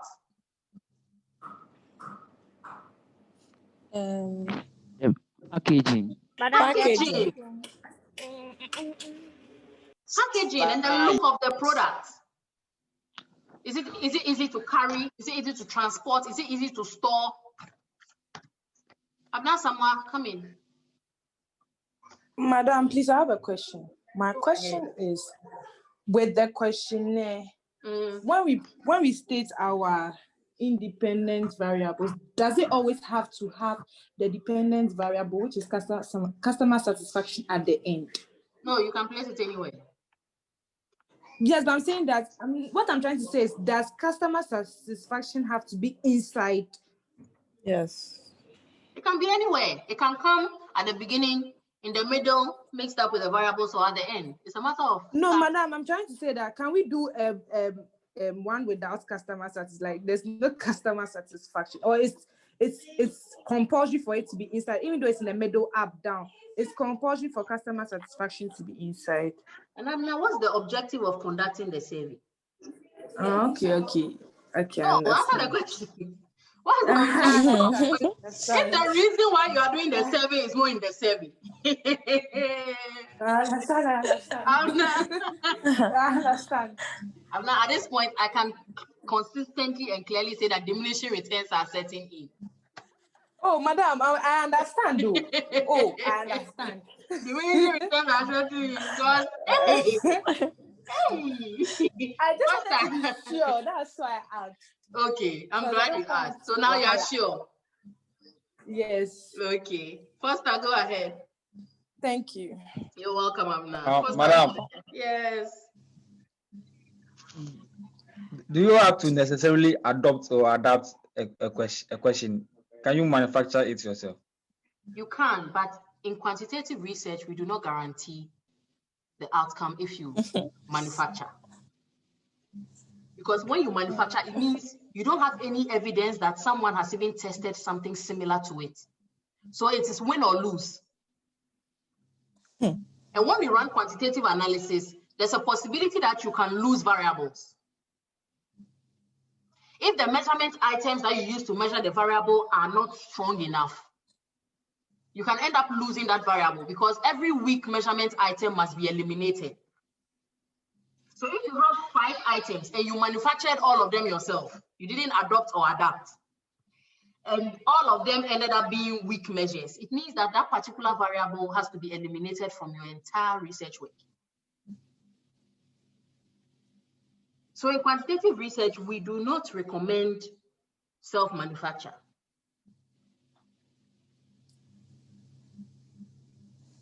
Are you with me? Yes, madam. Yes. Good.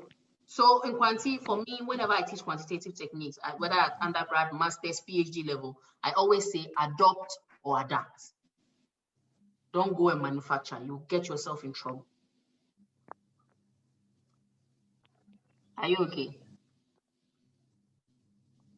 Yes, please. Yeah. And manufacturing also increases your chances of getting the Gigo effect. Yes. Because you're not really sure of what you are putting together. If you found it in the literature, then you can be sure to some extent that, oh, okay, somebody has used the same thing or a version of it. So there's a high guarantee that if I collect data with it and I analyze, I'll get good results. But if there's no guarantee and you just manufactured it yourself, there's a high probability that you end up with a Gigo effect. I hope you understand now. Yes, please. Okay. Yes, madam. All right. Anything else? Madam, please, can I worry you again? Go ahead. Go ahead.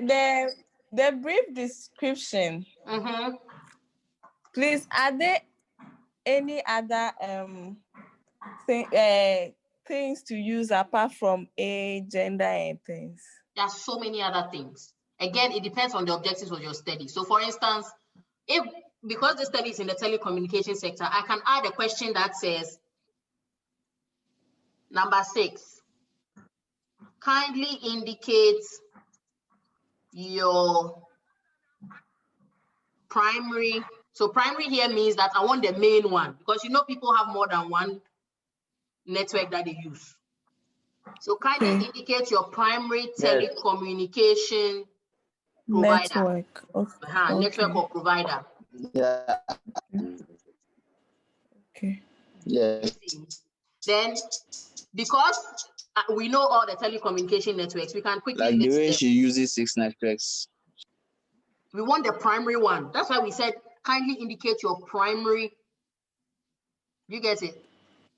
We want the main one. So the telecommunication providers in Ghana, we know all of them. There's about only 4. Oh. Yes, yes. Please. We are talking about reality, not the ones that we want serious responses, please. Madam, there are 4 or 5. MTN. Glow, Airtel, Tigo. So let's start with the market leader. MTN, Vodafone, Airtel, Tigo, Glow. Espresso. Espresso, is it still there? I doubt it. They don't exist anymore. Madam, they use it for the landlines. And internet. And how many people have landlines and internet right now? So they are not like primary mobile network, right? Yes. Mobile networks. Madam. Yes. I've been trying to download my SPSS. The thing is slow and it's not working. It's okay. Just take your time. If the size is large, so it's not many that things it's right low. now. No, It's around, it's not. The file is not large. It's like it's around 600 megabytes. I She should have set up account with Yes. IBM. 131 megabyte, 131 megabytes You here. see, I'm sure It that's will a not reach. those who are crash. guiding you, just note them and please, Abdullah can use it. Please assist them with this one for me. Yes, Because I've been downloading it and it was Give telling your me pen drive 7 to hours. the 8 So guy and let hours. I'll your copy you. brothers 11 assist hours. you. Thankfully, you have brothers who are experts in this area, right? Abdul and Dabri, Foster. Foster, Let them assist you. Derek Atta, Give Musa. your drive to a delivery guy to bring it. I'll copy the setup for you. Hey, delivery Hey, guy, no, the delivery guy, my laptop. I'm sure Friends, you do you can have work. Telegram? I'm sure you can work something out. Okay. Hey. So I hope your question is Abdul, come understandable. to paint. Okay. Abdul, Let's Abdul, focus. please, do you have the software? Let's focus. You can discuss this on the Yes. platform later. Okay. Okay, madam. So let's focus, and then on the platform, you and your brothers can see how you can get the thing installed. Okay. So I presume that you people don't have it. So that means that we can't do the SPSS coding demonstration right now. So finish. Madam, please, I have it. I downloaded it. I also But have it. if you have it, I also have it. I'm which doing my. hostel I are can you, share Ryan? my screen right now. When you Hey, see hey, it, it relax, is very Okay, small. let's do a quick poll, right? Let's do a quick poll so that we can see how many people have it and how many people don't. Then we can decide on whether to proceed or not. Abna Sama, your hand is up. Madam, please, it's a mistake. Okay. Madam, please, it's a mistake. Okay. All right. So let's do the poll very quickly. Please, those who have it, can you quickly raise your hands and then let's do a count. Very quickly. Okay, so we have 2 people who have it, 3. Hey, Dabri. I'm waiting. Those who have it.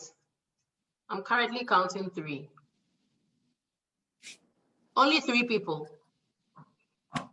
out of the 11 in the class. It's only 3 people. Okay. Okay, 4. Yasmin has it. Okay, so that's 4. 4 out of 11. They're the minority. So that means majority don't have it, which will put them at a disadvantage, right? Yes, madam. Yeah. Okay, so we will hold on with the SPSS and then we will code and enter the data at the same time, right? So I'll do the coding now. I'll teach you the coding along with the data entry at the same time. Is that okay? Yes, madam. Good. Thank you, madam. You're welcome. So I'll quickly go and then we go through the sampling, right? Because when you design your questionnaire and you upload it, I'll give you approval. And when I give you approval, you have to go and collect data. So we have to learn about the sampling very quickly so that you can be able to collect the data when I approve your questionnaires. Does it make sense? Does it make sense? Yes, please. Okay. Yes, please. You know, next week you have an IE. Yes, madam.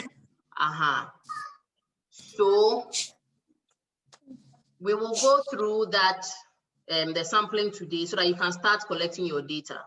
So our first session, you use 1.5 hours of that to write the IE.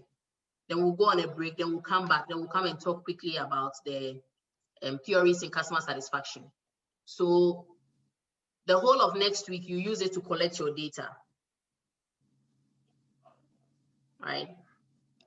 Are you there? Madam, please, is it going to be an online data collection or? Okay, so I'm not expecting you to collect a sample of more than, let me see, not more than 50 or 40. Let's see. So you can do 50. Are you there? Yes, madam. Good. You can do 50. Yes, madam. Good. So there's a way you can create Google Forms, right, to collect the data, or you can use an online platform to create a link to collect the data. But that one, I'm leaving it up to your discretion. You can decide to do it manually or do it online. It's up to you. Are you there? Madam, can we combine the two? You can combine the two, fine. But if you combine the two, I'll still teach you how to enter it. So even if you are doing the online, you have to do some manually so that I can teach you how to enter the data manually. Are you there? Yes, madam. Good. If you are doing it online, that one is more straightforward. You collect it online, then you can export it into either SPSS or Excel. But when you export it into SPSS, because you people don't know how to do the coding properly, when you collect the data online and you export it, in exporting it, it will flip it and it will not be in the form that we want it to be in. Are you there?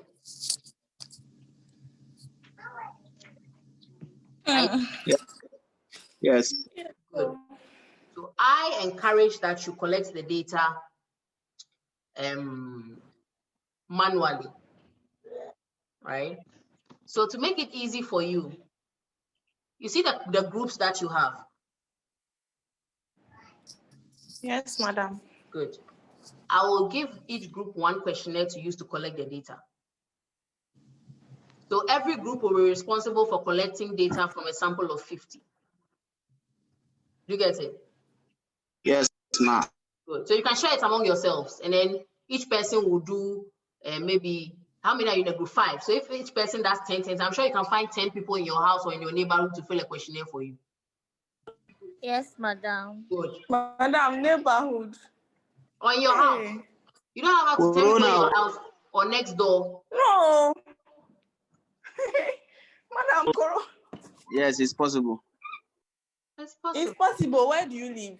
Abdul, where do you live? Patience, Kanda. Patience, where do you live? That is a problem. Madam, sprinters. How many people do you live with in your house? 4. How many people do you live with inside your house? Myself. Only you? Yes, madam. Patience, how come you live alone? That's Yes, you are rich.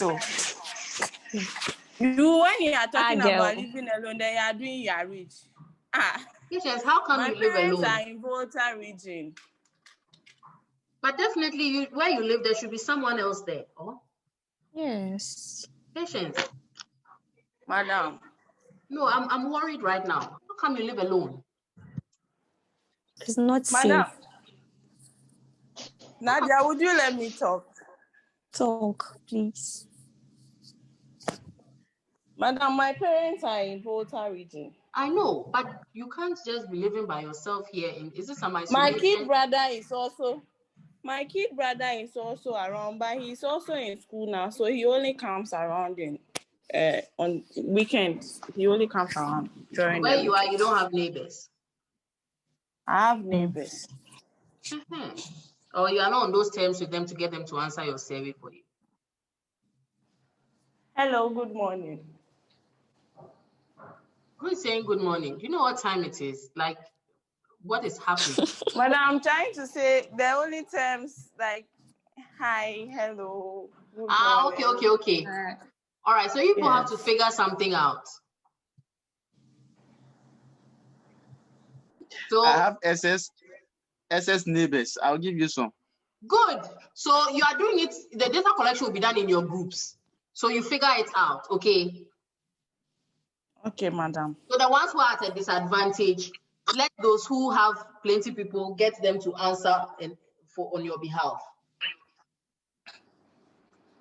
Oh, okay. Madam, please, is it going to be the same questionnaire that we will send out? Yes, all of you will send the same. So I said for the questionnaire, everybody will develop one because you will be given a grade for developing a questionnaire. Okay. But in the end, I will pick one questionnaire for each group. Okay. So that you can madam, collect the data and then get a good sample so that you can all run the analysis some. Okay. Who was talking? Go ahead. Madam, please, it's okay. I understand now. Okay. You see, so you're a group of 5. If one person can help collect 20, good. One person can help collect 10, one person can help collect, now you put it all together, then you get the 50. Then you work together at entering it. Right? Dabre, are you in the same group as Abdul Haq?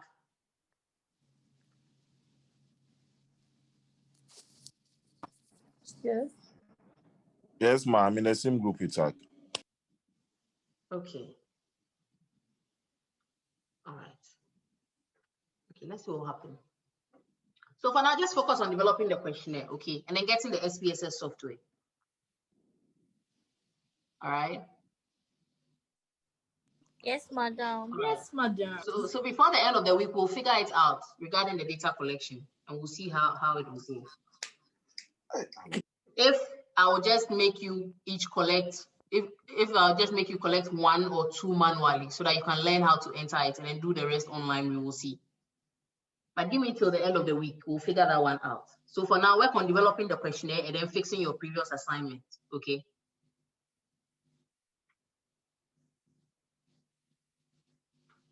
Hello? Okay, ma. All right, so let's quickly go through the sampling. So this one is just a very quick one. We'll do it quickly and then we'll call it a day. So session 6 was supposed to be about obtaining a representative sample of customers, right? So we are supposed to understand how to emphasize the importance of a sample that is unbiased as well as representative. And to be able to explain the difference between probability and non-probability samples, as well as demonstrate how to generate an unbiased and representative sample, right? So let's get into it. So when we say a representative sample, we are basically talking about a subset of a larger population that possesses the same properties like that of the larger population, right? And representative samples are designed to reflect the characteristics or qualities that are present in the population. So it's basically about taking a portion of the population that possesses the same characteristics as other members of the population and then getting them to answer a certain set of questions in the form of a survey, which we will analyze and use to be able to gauge the perceptions of the general population regarding whatever concept it is or phenomenon that we are studying using the survey, right? So a representative sample is usually an ideal choice for data collection and analysis because they yield insights and observations that closely align with the entire population. And that is because the characteristics that they have are similar to those of the other members of the population. So whatever insights you get from surveying them and analyzing the data from those surveys gives you a good understanding of how the general population behaves or perceives those concepts or phenomenon that you're trying to study. Please, I hope that makes sense. Yes. So why do we need a representative sample? Representative samples are important because they ensure that all the relevant types of people are included in our sample, and that's the right mix of people are surveyed. Because if you have a sample of a population, right, and you want to be able to sample from the population of ECCM students in the Department of Marketing and Entrepreneurship, and then you go and pick a sample of students that include one general marketing student, is the sample representative? Is it representative? No. Why is it not representative?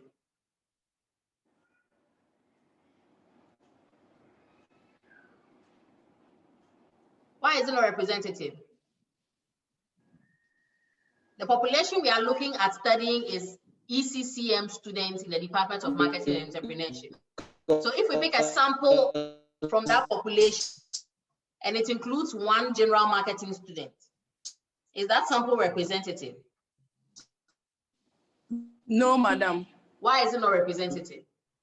Madam, because we are not sure if the person is from the ECCM. Are we not sure? Madam, it is Madam, representative. you said a general. Please, let's use our rules. Show by hand if you are ready to speak, and we'll give you the floor. Is that sample representative or not?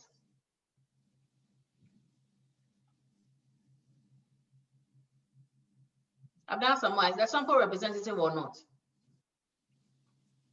Madam, please, is representative because it has ECC. It clearly said ECCM students. It didn't just mention students in general. That's what I think. No, that's what I said we are looking to survey a sample from the population of ECCM students in the Department of Marketing and Entrepreneurship. And then the sample we ended up with has one general marketing student in it. So is that sample representative or not? Okay, no, it's not representative. Why? Because there's one general marketing student. It's supposed to be only ECCM marketing students, but then we have one general student, so it's not in line with what we are supposed to look for. Good. So it is not the right mix. Yes, please. So a representative sample has to be the right mix of students, right? Our population is ECCM students. So whatever sample we pick must include only ECCM students. So by including the general marketing students, if we collect data with that sample, we are going to have a biased perspective, because that one marketing student will dilute the output because they will not have the same experiences and characteristics as the general ECCM students would. Right? So we need to make sure that we have the right mix of respondents or right mix of the sample such that they are representative of the overall population that we want to study.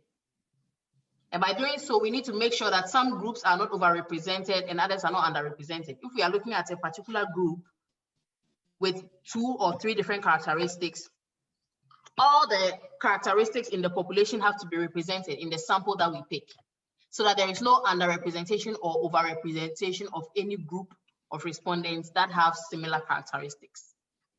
So that is why it is important for us to obtain a representative sample, right? Again, administering a survey without considering representativeness will lead to results that do not reflect the opinion of the target audience. Because if we conduct the survey using the ECCM students and that one general marketing student, like I said, it will dilute the opinions that we will get. The general marketing students will come in with opinions that do not reflect that of an ECCM student. So it is important that an accurate measure of customer satisfaction is generated only if it is based on a statistically robust and representative sample of customers. So in this case, the sample we choose has to have the characteristics of the population that we are interested in or that we want to study. So with that, to be able to obtain a representative sample, we use what we refer to as sampling techniques. And there are 2 main sampling techniques. We have probability sampling and non-probability sampling. Now, under probability sampling, for our purposes of measuring customer satisfaction, we can talk about simple random sampling, systematic random sampling, and stratified sampling. And then for non-probability sampling, we can talk about convenience sampling, judgment sampling, and quota sampling, right? So let's take them one after the other. So when we talk about probability sampling, we are talking about the fact that you are sampling to obtain a probability sample. So a probability sample is often called a random sample, and it's selected based on random selection. So because it is based on random selection, it means that everyone in the population stands an equal chance of ending up in the sample, right? Because we are selecting randomly. So it's not like we are favoring anybody specifically. We are making sure that everybody has a chance, right, of being selected. Please, does it make sense? Please, does it make sense? Hello? Hello, madam. Does it make sense? Yes, please. Madam, please, can you go over? Yes. Okay, so what I said was that a probability sampling technique will yield in a probability sample. Yes, ma'am. Right? So when we say probability sample, we are referring to a sample that is often called a random sample that is selected based on random selection. And here, everybody in the population stands an equal chance of ending up in the sample. So it's like, for instance, we put everybody's name on a piece of paper and we put it in a bag and we shake it, right? And we put our hand inside and then we decide that we need to pick about 5 people.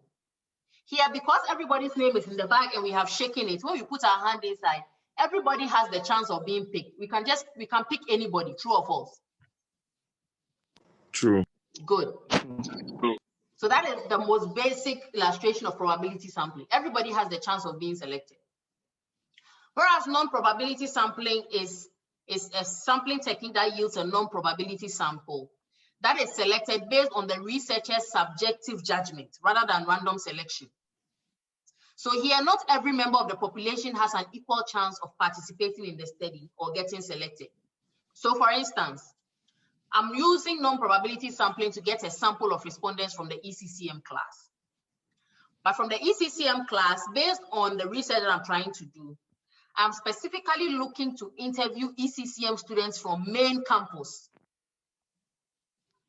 By using that criteria, it means that I have eliminated all the ECCM students from city campus, true or false? True. Good. So that means that not all the members of the general ECCM level 400 class in the University of Ghana Business School have the chance of getting selected. It is only those who are from main campus who will get selected. And that is based on my subjective judgment rather than random selection. So based on my subjective judgment, it has eliminated all the city campus students who study ECCM. But if I was doing random selection, what would have happened?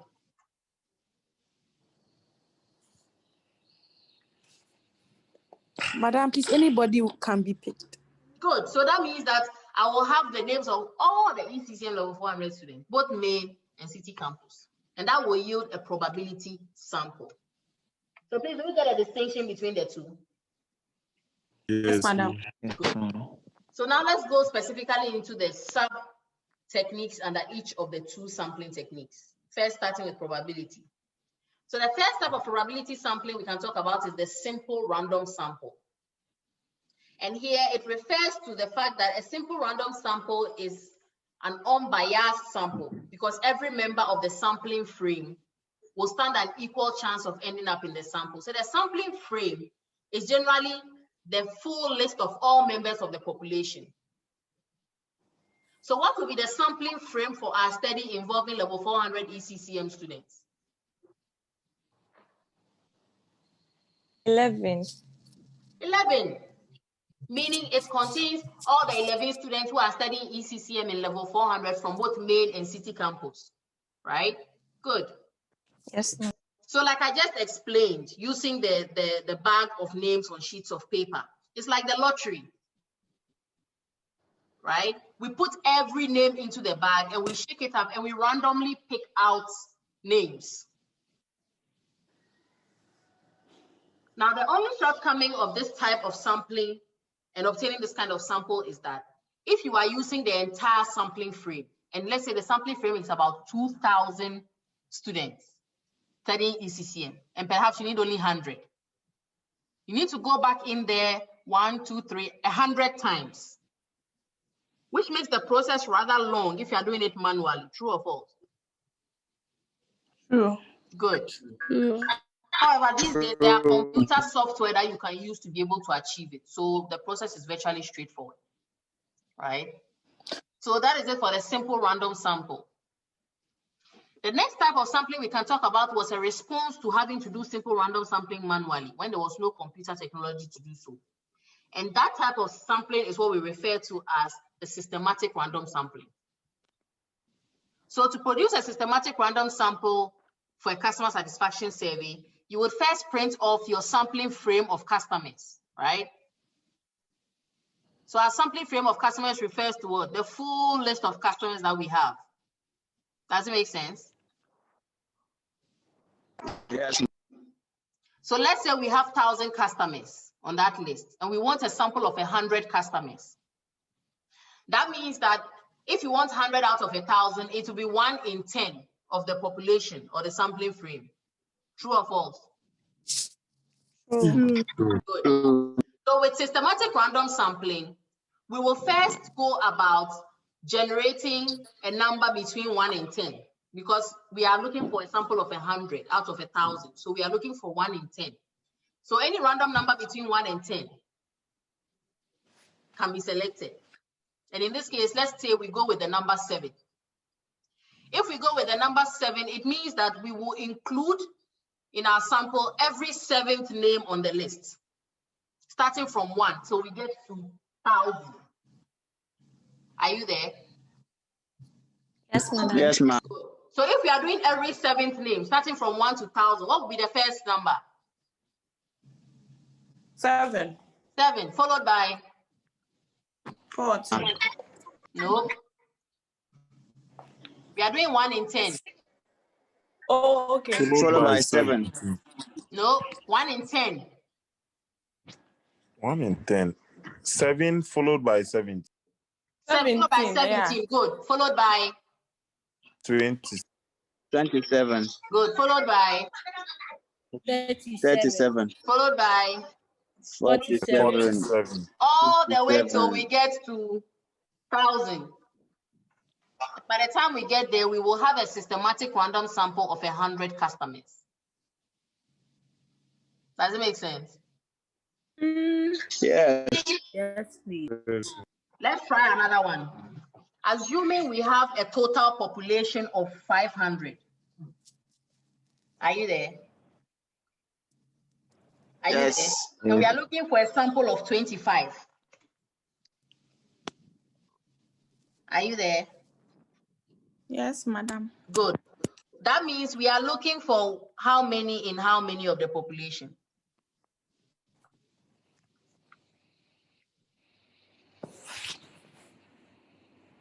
Madam, please come again. Assuming we are 500. Let me change the figures. We may end up with a fraction. Okay, let's keep it there. Assuming we are looking for 25, a sample of 25 out of a population of 100 customers using systematic random sampling. That will mean we are looking for 1 in how many of the population? In 20. Did you approximate? No. Okay, so 1 in 20, right? Yes. So let's pick a random number between 1 and 20. 13. What? 13. 13, okay. So we'll pick 13 and every what? 20th name. Yes. So what's the first name we will pick? 13. 13. Second name. 33. 33. Next name. 53. Next name. 73. 73. Next name. 93. 93. So we get to 500. Wow. And then we will end up with our 25 customers. Does it make sense now? Yes, ma. Awesome. So that is systematic random sampling. So if I ask you in a test to calculate a systematic random sample, you can be able to calculate it, right? Yes, ma. This one is a Populate. So those who have gone offline. Yay. Yes. Yes, ma. Moving on. Yes. The next one, stratified random sampling. Stratified random sampling is a sampling technique. Madam, please, is this what is used at KFC? I've done some, what is KFC doing with? What is KFC Madam, doing with systematic random sampling? Why do you work at KFC? Please explain yourself. You see, madam, you see when you're ordering something though, and maybe you're waiting for your order, you see they'll be like customer 275, customer 2121. You see the numbers don't correlate. So they are using some kind. Good. So perhaps they are using some kind of sampling technique, but we cannot say because I used to ask people. Yes, but we cannot say it's a probability sampling technique. Do you know why? Why? Do you know why? Can someone explain? We just talked about this. We talked about it in terms of sampling frame and population. It cannot be Okay, a madam. probability sampling So technique. let's say you in a population of 500, you want to sample 25 customers. So you use this one to get exactly 25 customers. But the problem is we can't say it's probability sampling because KFC has no way of knowing exactly how many customers will come through in a day. Oh, okay. Yes. Good. And I also think the reason why it is like that is because they take orders, online orders, and then phone call orders. So you might get there and think you place order right now, and then already they are syncing a order from a different somebody who is not physically present there. True. So it makes the number not tally with each other. And then when the delivery is also coming, or when the food is getting ready, if you place order for like 5 meals and somebody plays for 1 meal, definitely the 1 meal will come before yours. Exactly. No, they are food. That's just It's code. The numbers are code. All the foods have been coded on the receipt. If you check your receipt, you realize that everything you have as a code.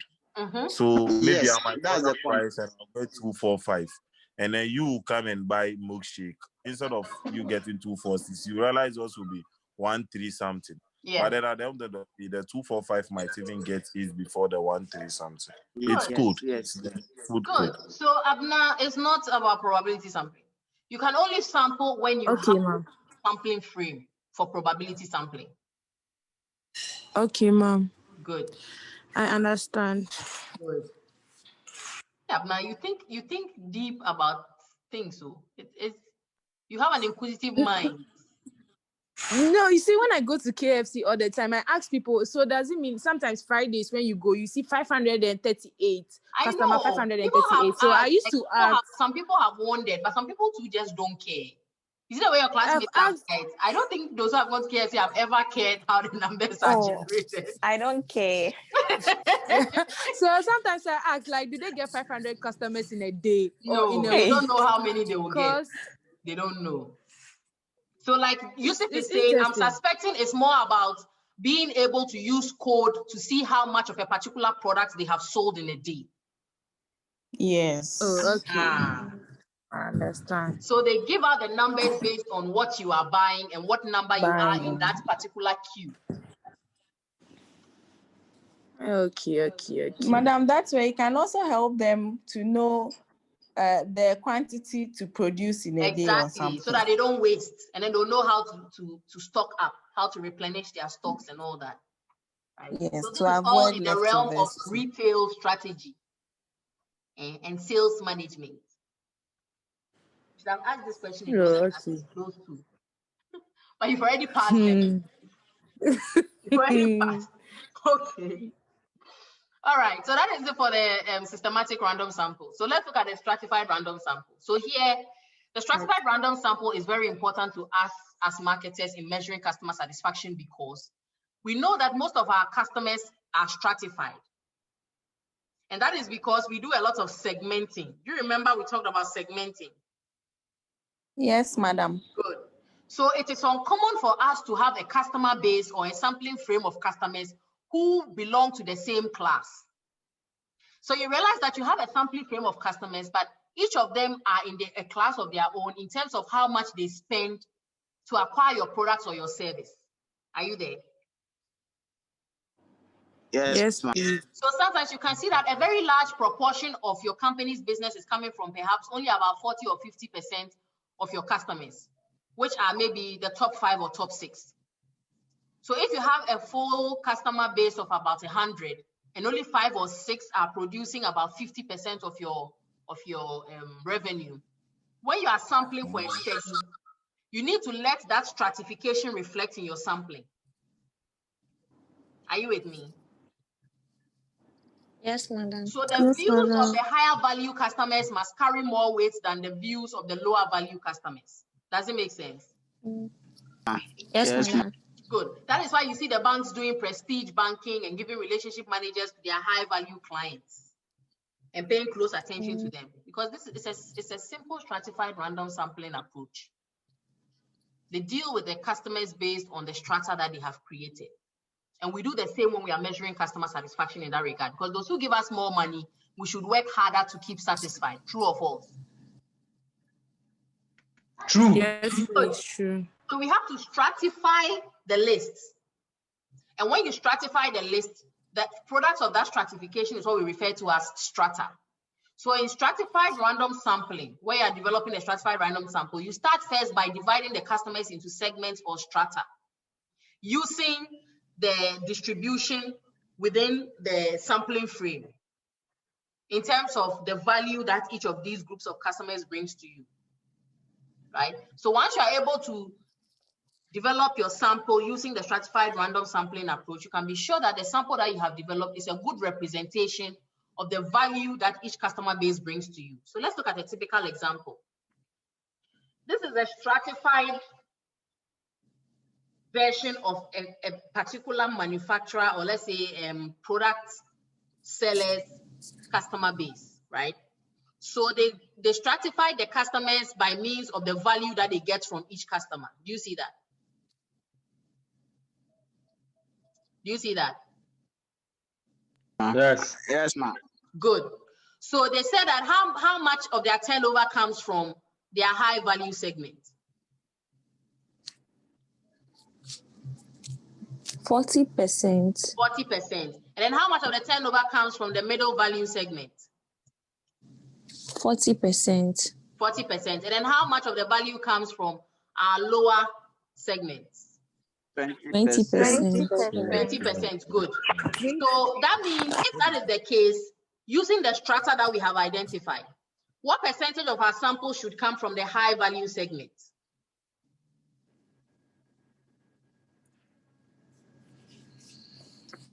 If 40% of our turnover is from the high value segment, what percentage of our sample should come from the high value segment? 40. Good. Yes. Still on the matter, if we are coming up with a sample and 40% of our turnover comes from the middle value customer group, what percentage of our sample should come from the middle value customer group?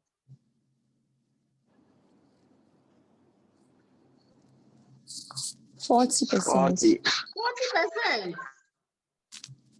And then if 20% of our turnover is from our lower customer group, how much of the percentage of the sample should come from that group? 20%. 20%. Good. Now let's look at this. What is the total size of our sample frame? 200. Good. Now, if 40%, right, of the high value customers produce our turnover, and they have to constitute 40% of our sample, and we need a sample of 200, what is 40% of 200?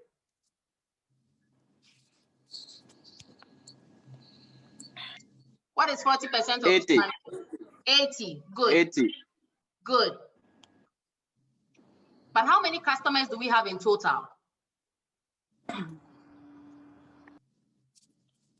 600. 600. Are you sure? 700.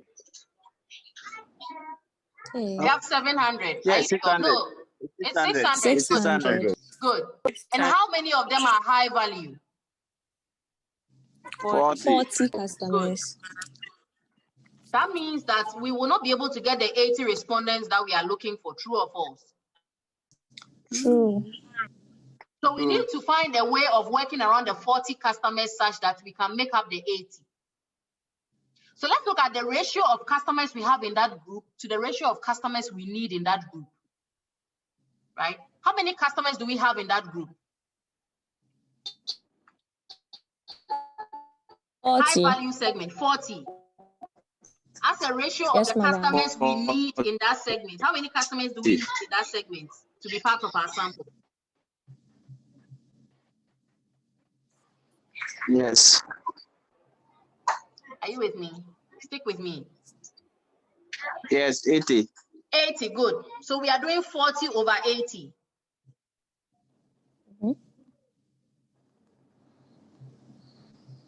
No, reverse it. 80 over 40 rather. Yeah, 80 over 80, yeah. So we need 80, but we have only what? 40. 40. So what's the ratio? 2:1. 2:1. 2:1. right? So for every 2 respondents from each customer in our high value segment will give us the 80. Does it make sense? Yes, ma'am. Good. Because we need 80 respondents and we have only 40. So every customer will give us 2 respondents. So 2 times 40 is what? 80. 80. Let's do the medium value segment. Medium value segment, currently the number of customers are how many? 160, right? Yes.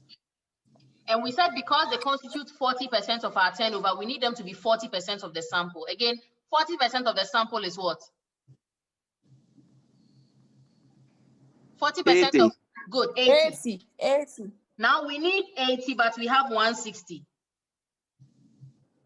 So what is the ratio here? 168. 80 divided by 160. 1:2. Good. So that means that for every 1 respondent in the middle value segment, we need 1 respondent, right? For every 2 value customers, true or false? True. Because we are doing 1:2. Yes. So if we take 1 respondent for every 2 customers in the value segment, which is in the middle, that is the medium, we will end up with our 80 respondents. Does that make sense? Yes, madam. Good. Let's do the last one. So our low turnover is in our low value segment gives us our lowest turnover, right? Which is 20%. So they'll constitute 20% of our sample. 20% of 200 is what? 20. 20% of 200 is what? Hey, are you sleeping? 40. 40, good. 40. But how many respondents do we need? 200. We need 20% of 200. 20% of 200 We is need 40. We need 40 respondents. 40, good. But we have how many? 400. 400. So how do we do the ratio? 1:10. 1:10. How did you arrive by the 1:10? 400 40 divided by 400. Good. 40 divided by 400. The number you are looking for divided by the number that you have. That's what gives you the ratio. Are you there? So here we are looking for 40, but we have 400. So it will be 40 divided by 400, which will give us 1:10. So that means that we pick 1 respondent for every 10 low value customers. Does that make sense? Yes, madam. Good. Yes. So if I give you a test on this one, are you there? I can ask you to compute the sample fraction and then tell us the number of respondents. Yes. And then tell us the number of respondents we have to take from each customer in each segment. Are you there? Yes, madam. Second apple. Let's go on. Yes, ma'am. So with that, we are done with the probability sampling techniques. Now we are on the non-probability. Those ones are more straightforward because you don't need a sampling frame to be able to use them, right? So the convenience sample comes out of convenience sampling. That one is the simplest, right? You just go around and you select the sample based on how accessible they are and how close they are to you. So you can just step out of your door in the morning carrying the questionnaire. Anybody you see, you give them one. Answer this questionnaire for me. Answer this questionnaire for me. Answer this questionnaire for me. Are you there? Yes, madam. Good. So it's convenient. Madam, but that one doesn't really seem convenient as it looks so. Because it's not nearly as complicated as what we just did with systematic and stratified, is it? Yes. Good. Madam, I think it depends on the point you are looking at it from. Good. If you are looking at it from the result perspective, then probably it will not be that convenient. But to get the questionnaire to them, it's convenient. Getting the answers back is the problem here. You give it to them, they'll go and use it to pass something else. That is it. All right. So that is convenience sampling. I hope you are okay. Yes, madam. Okay, then the next one we can talk about is the purposive or judgmental. And here the sample is selected with a specific purpose in mind. So like the example I gave you, we want to be able to find out the perceptions of our ECCM level 400 students on the current online learning process they are going through. So here, based on our expert judgment, we are purposively selecting who? ECCM students. ECCM students in level 400. Good, right? Because in our judgment, they will best enable us to achieve our research objectives. So here, purposive is you are selecting specifically for a reason. So for instance, in the survey that you are going to do, you cannot use probability sampling techniques because you do not know the sample frame of all the customers that you are going to survey. True or false? True. True. So in your data collection, I expect you to be more purposive and obtain a purposive sample, such that you obtain a sample that is in line with the questionnaire that you have. So if your questionnaire is on MTN and service delivery at MTN, and how customers are satisfied with service delivery at MTN, who will you be sampling purposively? MTN users. MTN customers. Exactly. Right? So I expect all of you to use the purposive or judgmental sample technique because that is what is more convenient and relevant to what you are doing at the moment. Because you do not have the complete sampling frame. And if you do not have a complete sampling frame, there's no way you can use a probability sampling technique. Does it make sense? Yes, ma'am. Good. Now let's talk about the last sampling technique, and then we'll be on our merry way. The last one is the quota sample. So this one is obtained by first developing quotas or control categories of population elements. So here it's like stratified, only that you are using specific characteristics instead of using actual value, right? And you use quotas because you may not have the full sampling frame, but there are certain characteristics that you are interested in choosing. So quota sampling is a direct reflection of the purposive or judgmental sampling, right? Where you are specifically using certain characteristics that are of interest to you to divide your customer segment into quotas, and then assigning the composition of your sample to the composition of these quotas in the population. So if, for instance, you are interested in gender, right? And you know in your population, there are 40% male, 50% female, or there are 30 males and 50 females in the population you are trying to study. In your sample, if you want to end up with a sample of 40 and 60 will give you 100, right? If you want to end up with a sample of 20, you have 40 males, 50 females, and you want to end up with a final sample of 20. How many males will you include? 10. How do you know it's 10?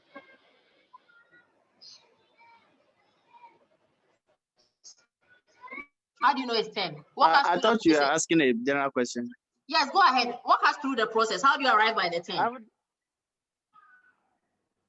Because if I need 20, for me to be fair to both genders, I will just take 10 for male and then 10 for female to create a balance. Why would you do that? We talked about quota. So the quota must reflect the composition of the population with regard to that characteristic. We have 40 males and 50 females, and we are looking for a sample of 20. Let's first of all look at the ratio of each gender to the total sample. Are you there? The population is 100. If we have 40 males, what percentage of the population is that? 40%. What is 40% of the population? 40, okay. 40% of 90. Are you sure? 40 males, 50 females. What's the percentage? Okay, let me recap. We have a complete population, which is made up of 40 males and 50 females. What is the total number of the population? Madam, it's 100%. 90. No. I said 40 and 50. So 90. Good. Now, what percentage of that population is male? It's 40 times 9. 40 times 9 divided by 100. 40 times 90. Are you sure? What percentage of that population is 40 divided by 90. Good. That's 100. Good. 44.4%, madam. Good. So that means 55.5. Hey. Hey, Abdullah, where did you come up with that one? 44.4%. Good. So 44 point, it means that our final sample should be 44.444% male. True or false? True. So if our final sample we are looking for is 20, how many of that will be male? How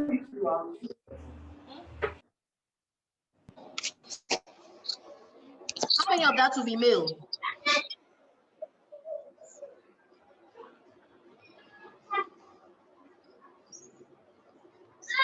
We said 44.444. 8.8. Do we have 0.8 of a person? 9. Good. We don't have 0.8 of a person, so you have to approximate. So if we have 9 males out of the 20, how many will be female? 11. 11. Please, do we get it now? Yeah. Good. Yeah. Yes. Good. And with that, we've come to the end of our lecture on obtaining a representative sample. So like I said, generally, I believe you'll be using purposive sampling for your data collection because you do not have the complete sampling frame for all the population of interest to you with regards to the concepts that you are studying. And so you likely end up with a purposive sample. I don't think quota. Perhaps quota will come in again, depending on the objective of your study and the phenomenon you are trying to study. Right. So let's see. Madam. Yes, Abdulhak. What we just did on the quota, it looks like they're stratified. Yeah, but we did not use a complete sampling frame, right?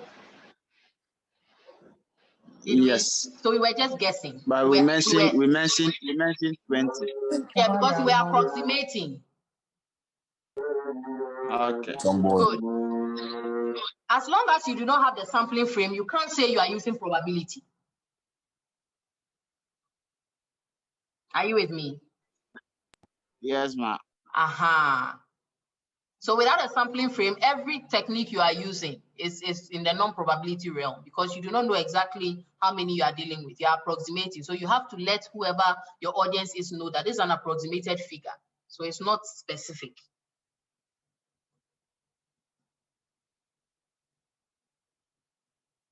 Okay, any other questions? I think right now we are all tired. Nadia, you said you don't understand the quota sampling. Nadia. Hey, Nadia. Yes, madam. Madam, I'm confused. Where were you? Okay, come in. Madam was here. Quickly, what confused you? Quickly. Madam, everything under the quota sampling. Hey, you can't say the whole show. You can't. No, madam, under the quota sampling. That's the whole show of quota sampling. It's not possible. We said that quota sampling is about dividing your sample into quotas based on specific characteristics. So here we do not have the full sampling frame, so we do not know exactly the composition of the population in this regard, right? So if we decide to use sex or gender, we are assuming that roughly this size of the population is male and roughly this size is female, right? Or we can even just give a ratio of the top of our head that for every 1 female, we have 2 males. So that means that 1/3 of our sample should be what? Madam, what? If we say, for instance, in terms of gender, we know the ratio of males to females is 1:2. That means that for every 1 male, we have what? 2 females. 2 females. So whatever sample size you want to end up with, what ratio of that sample should be male? 1. Hold on. 2. No, come again. The ratio of males to females is 1:2. For every male, you have 2 females. So if we want a resulting sample, what ratio of that sample, or what fraction of that sample should be male?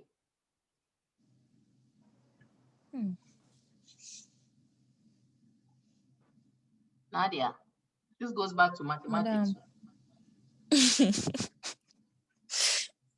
1:2 gives you a total of what? 3. Good.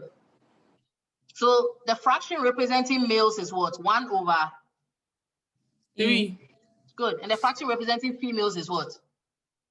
2/3. So what fraction of our sample should be male? 1/3. And what fraction of our sample should be female? 2/3. I rest my case, Nadia.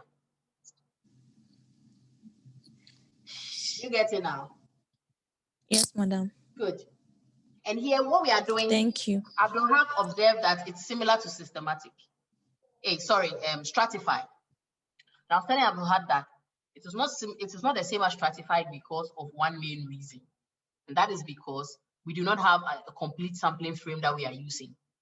So any form of sampling that is not based on a complete sampling frame is a non-probability sampling technique. You understand? Yes, madam. Good. All right.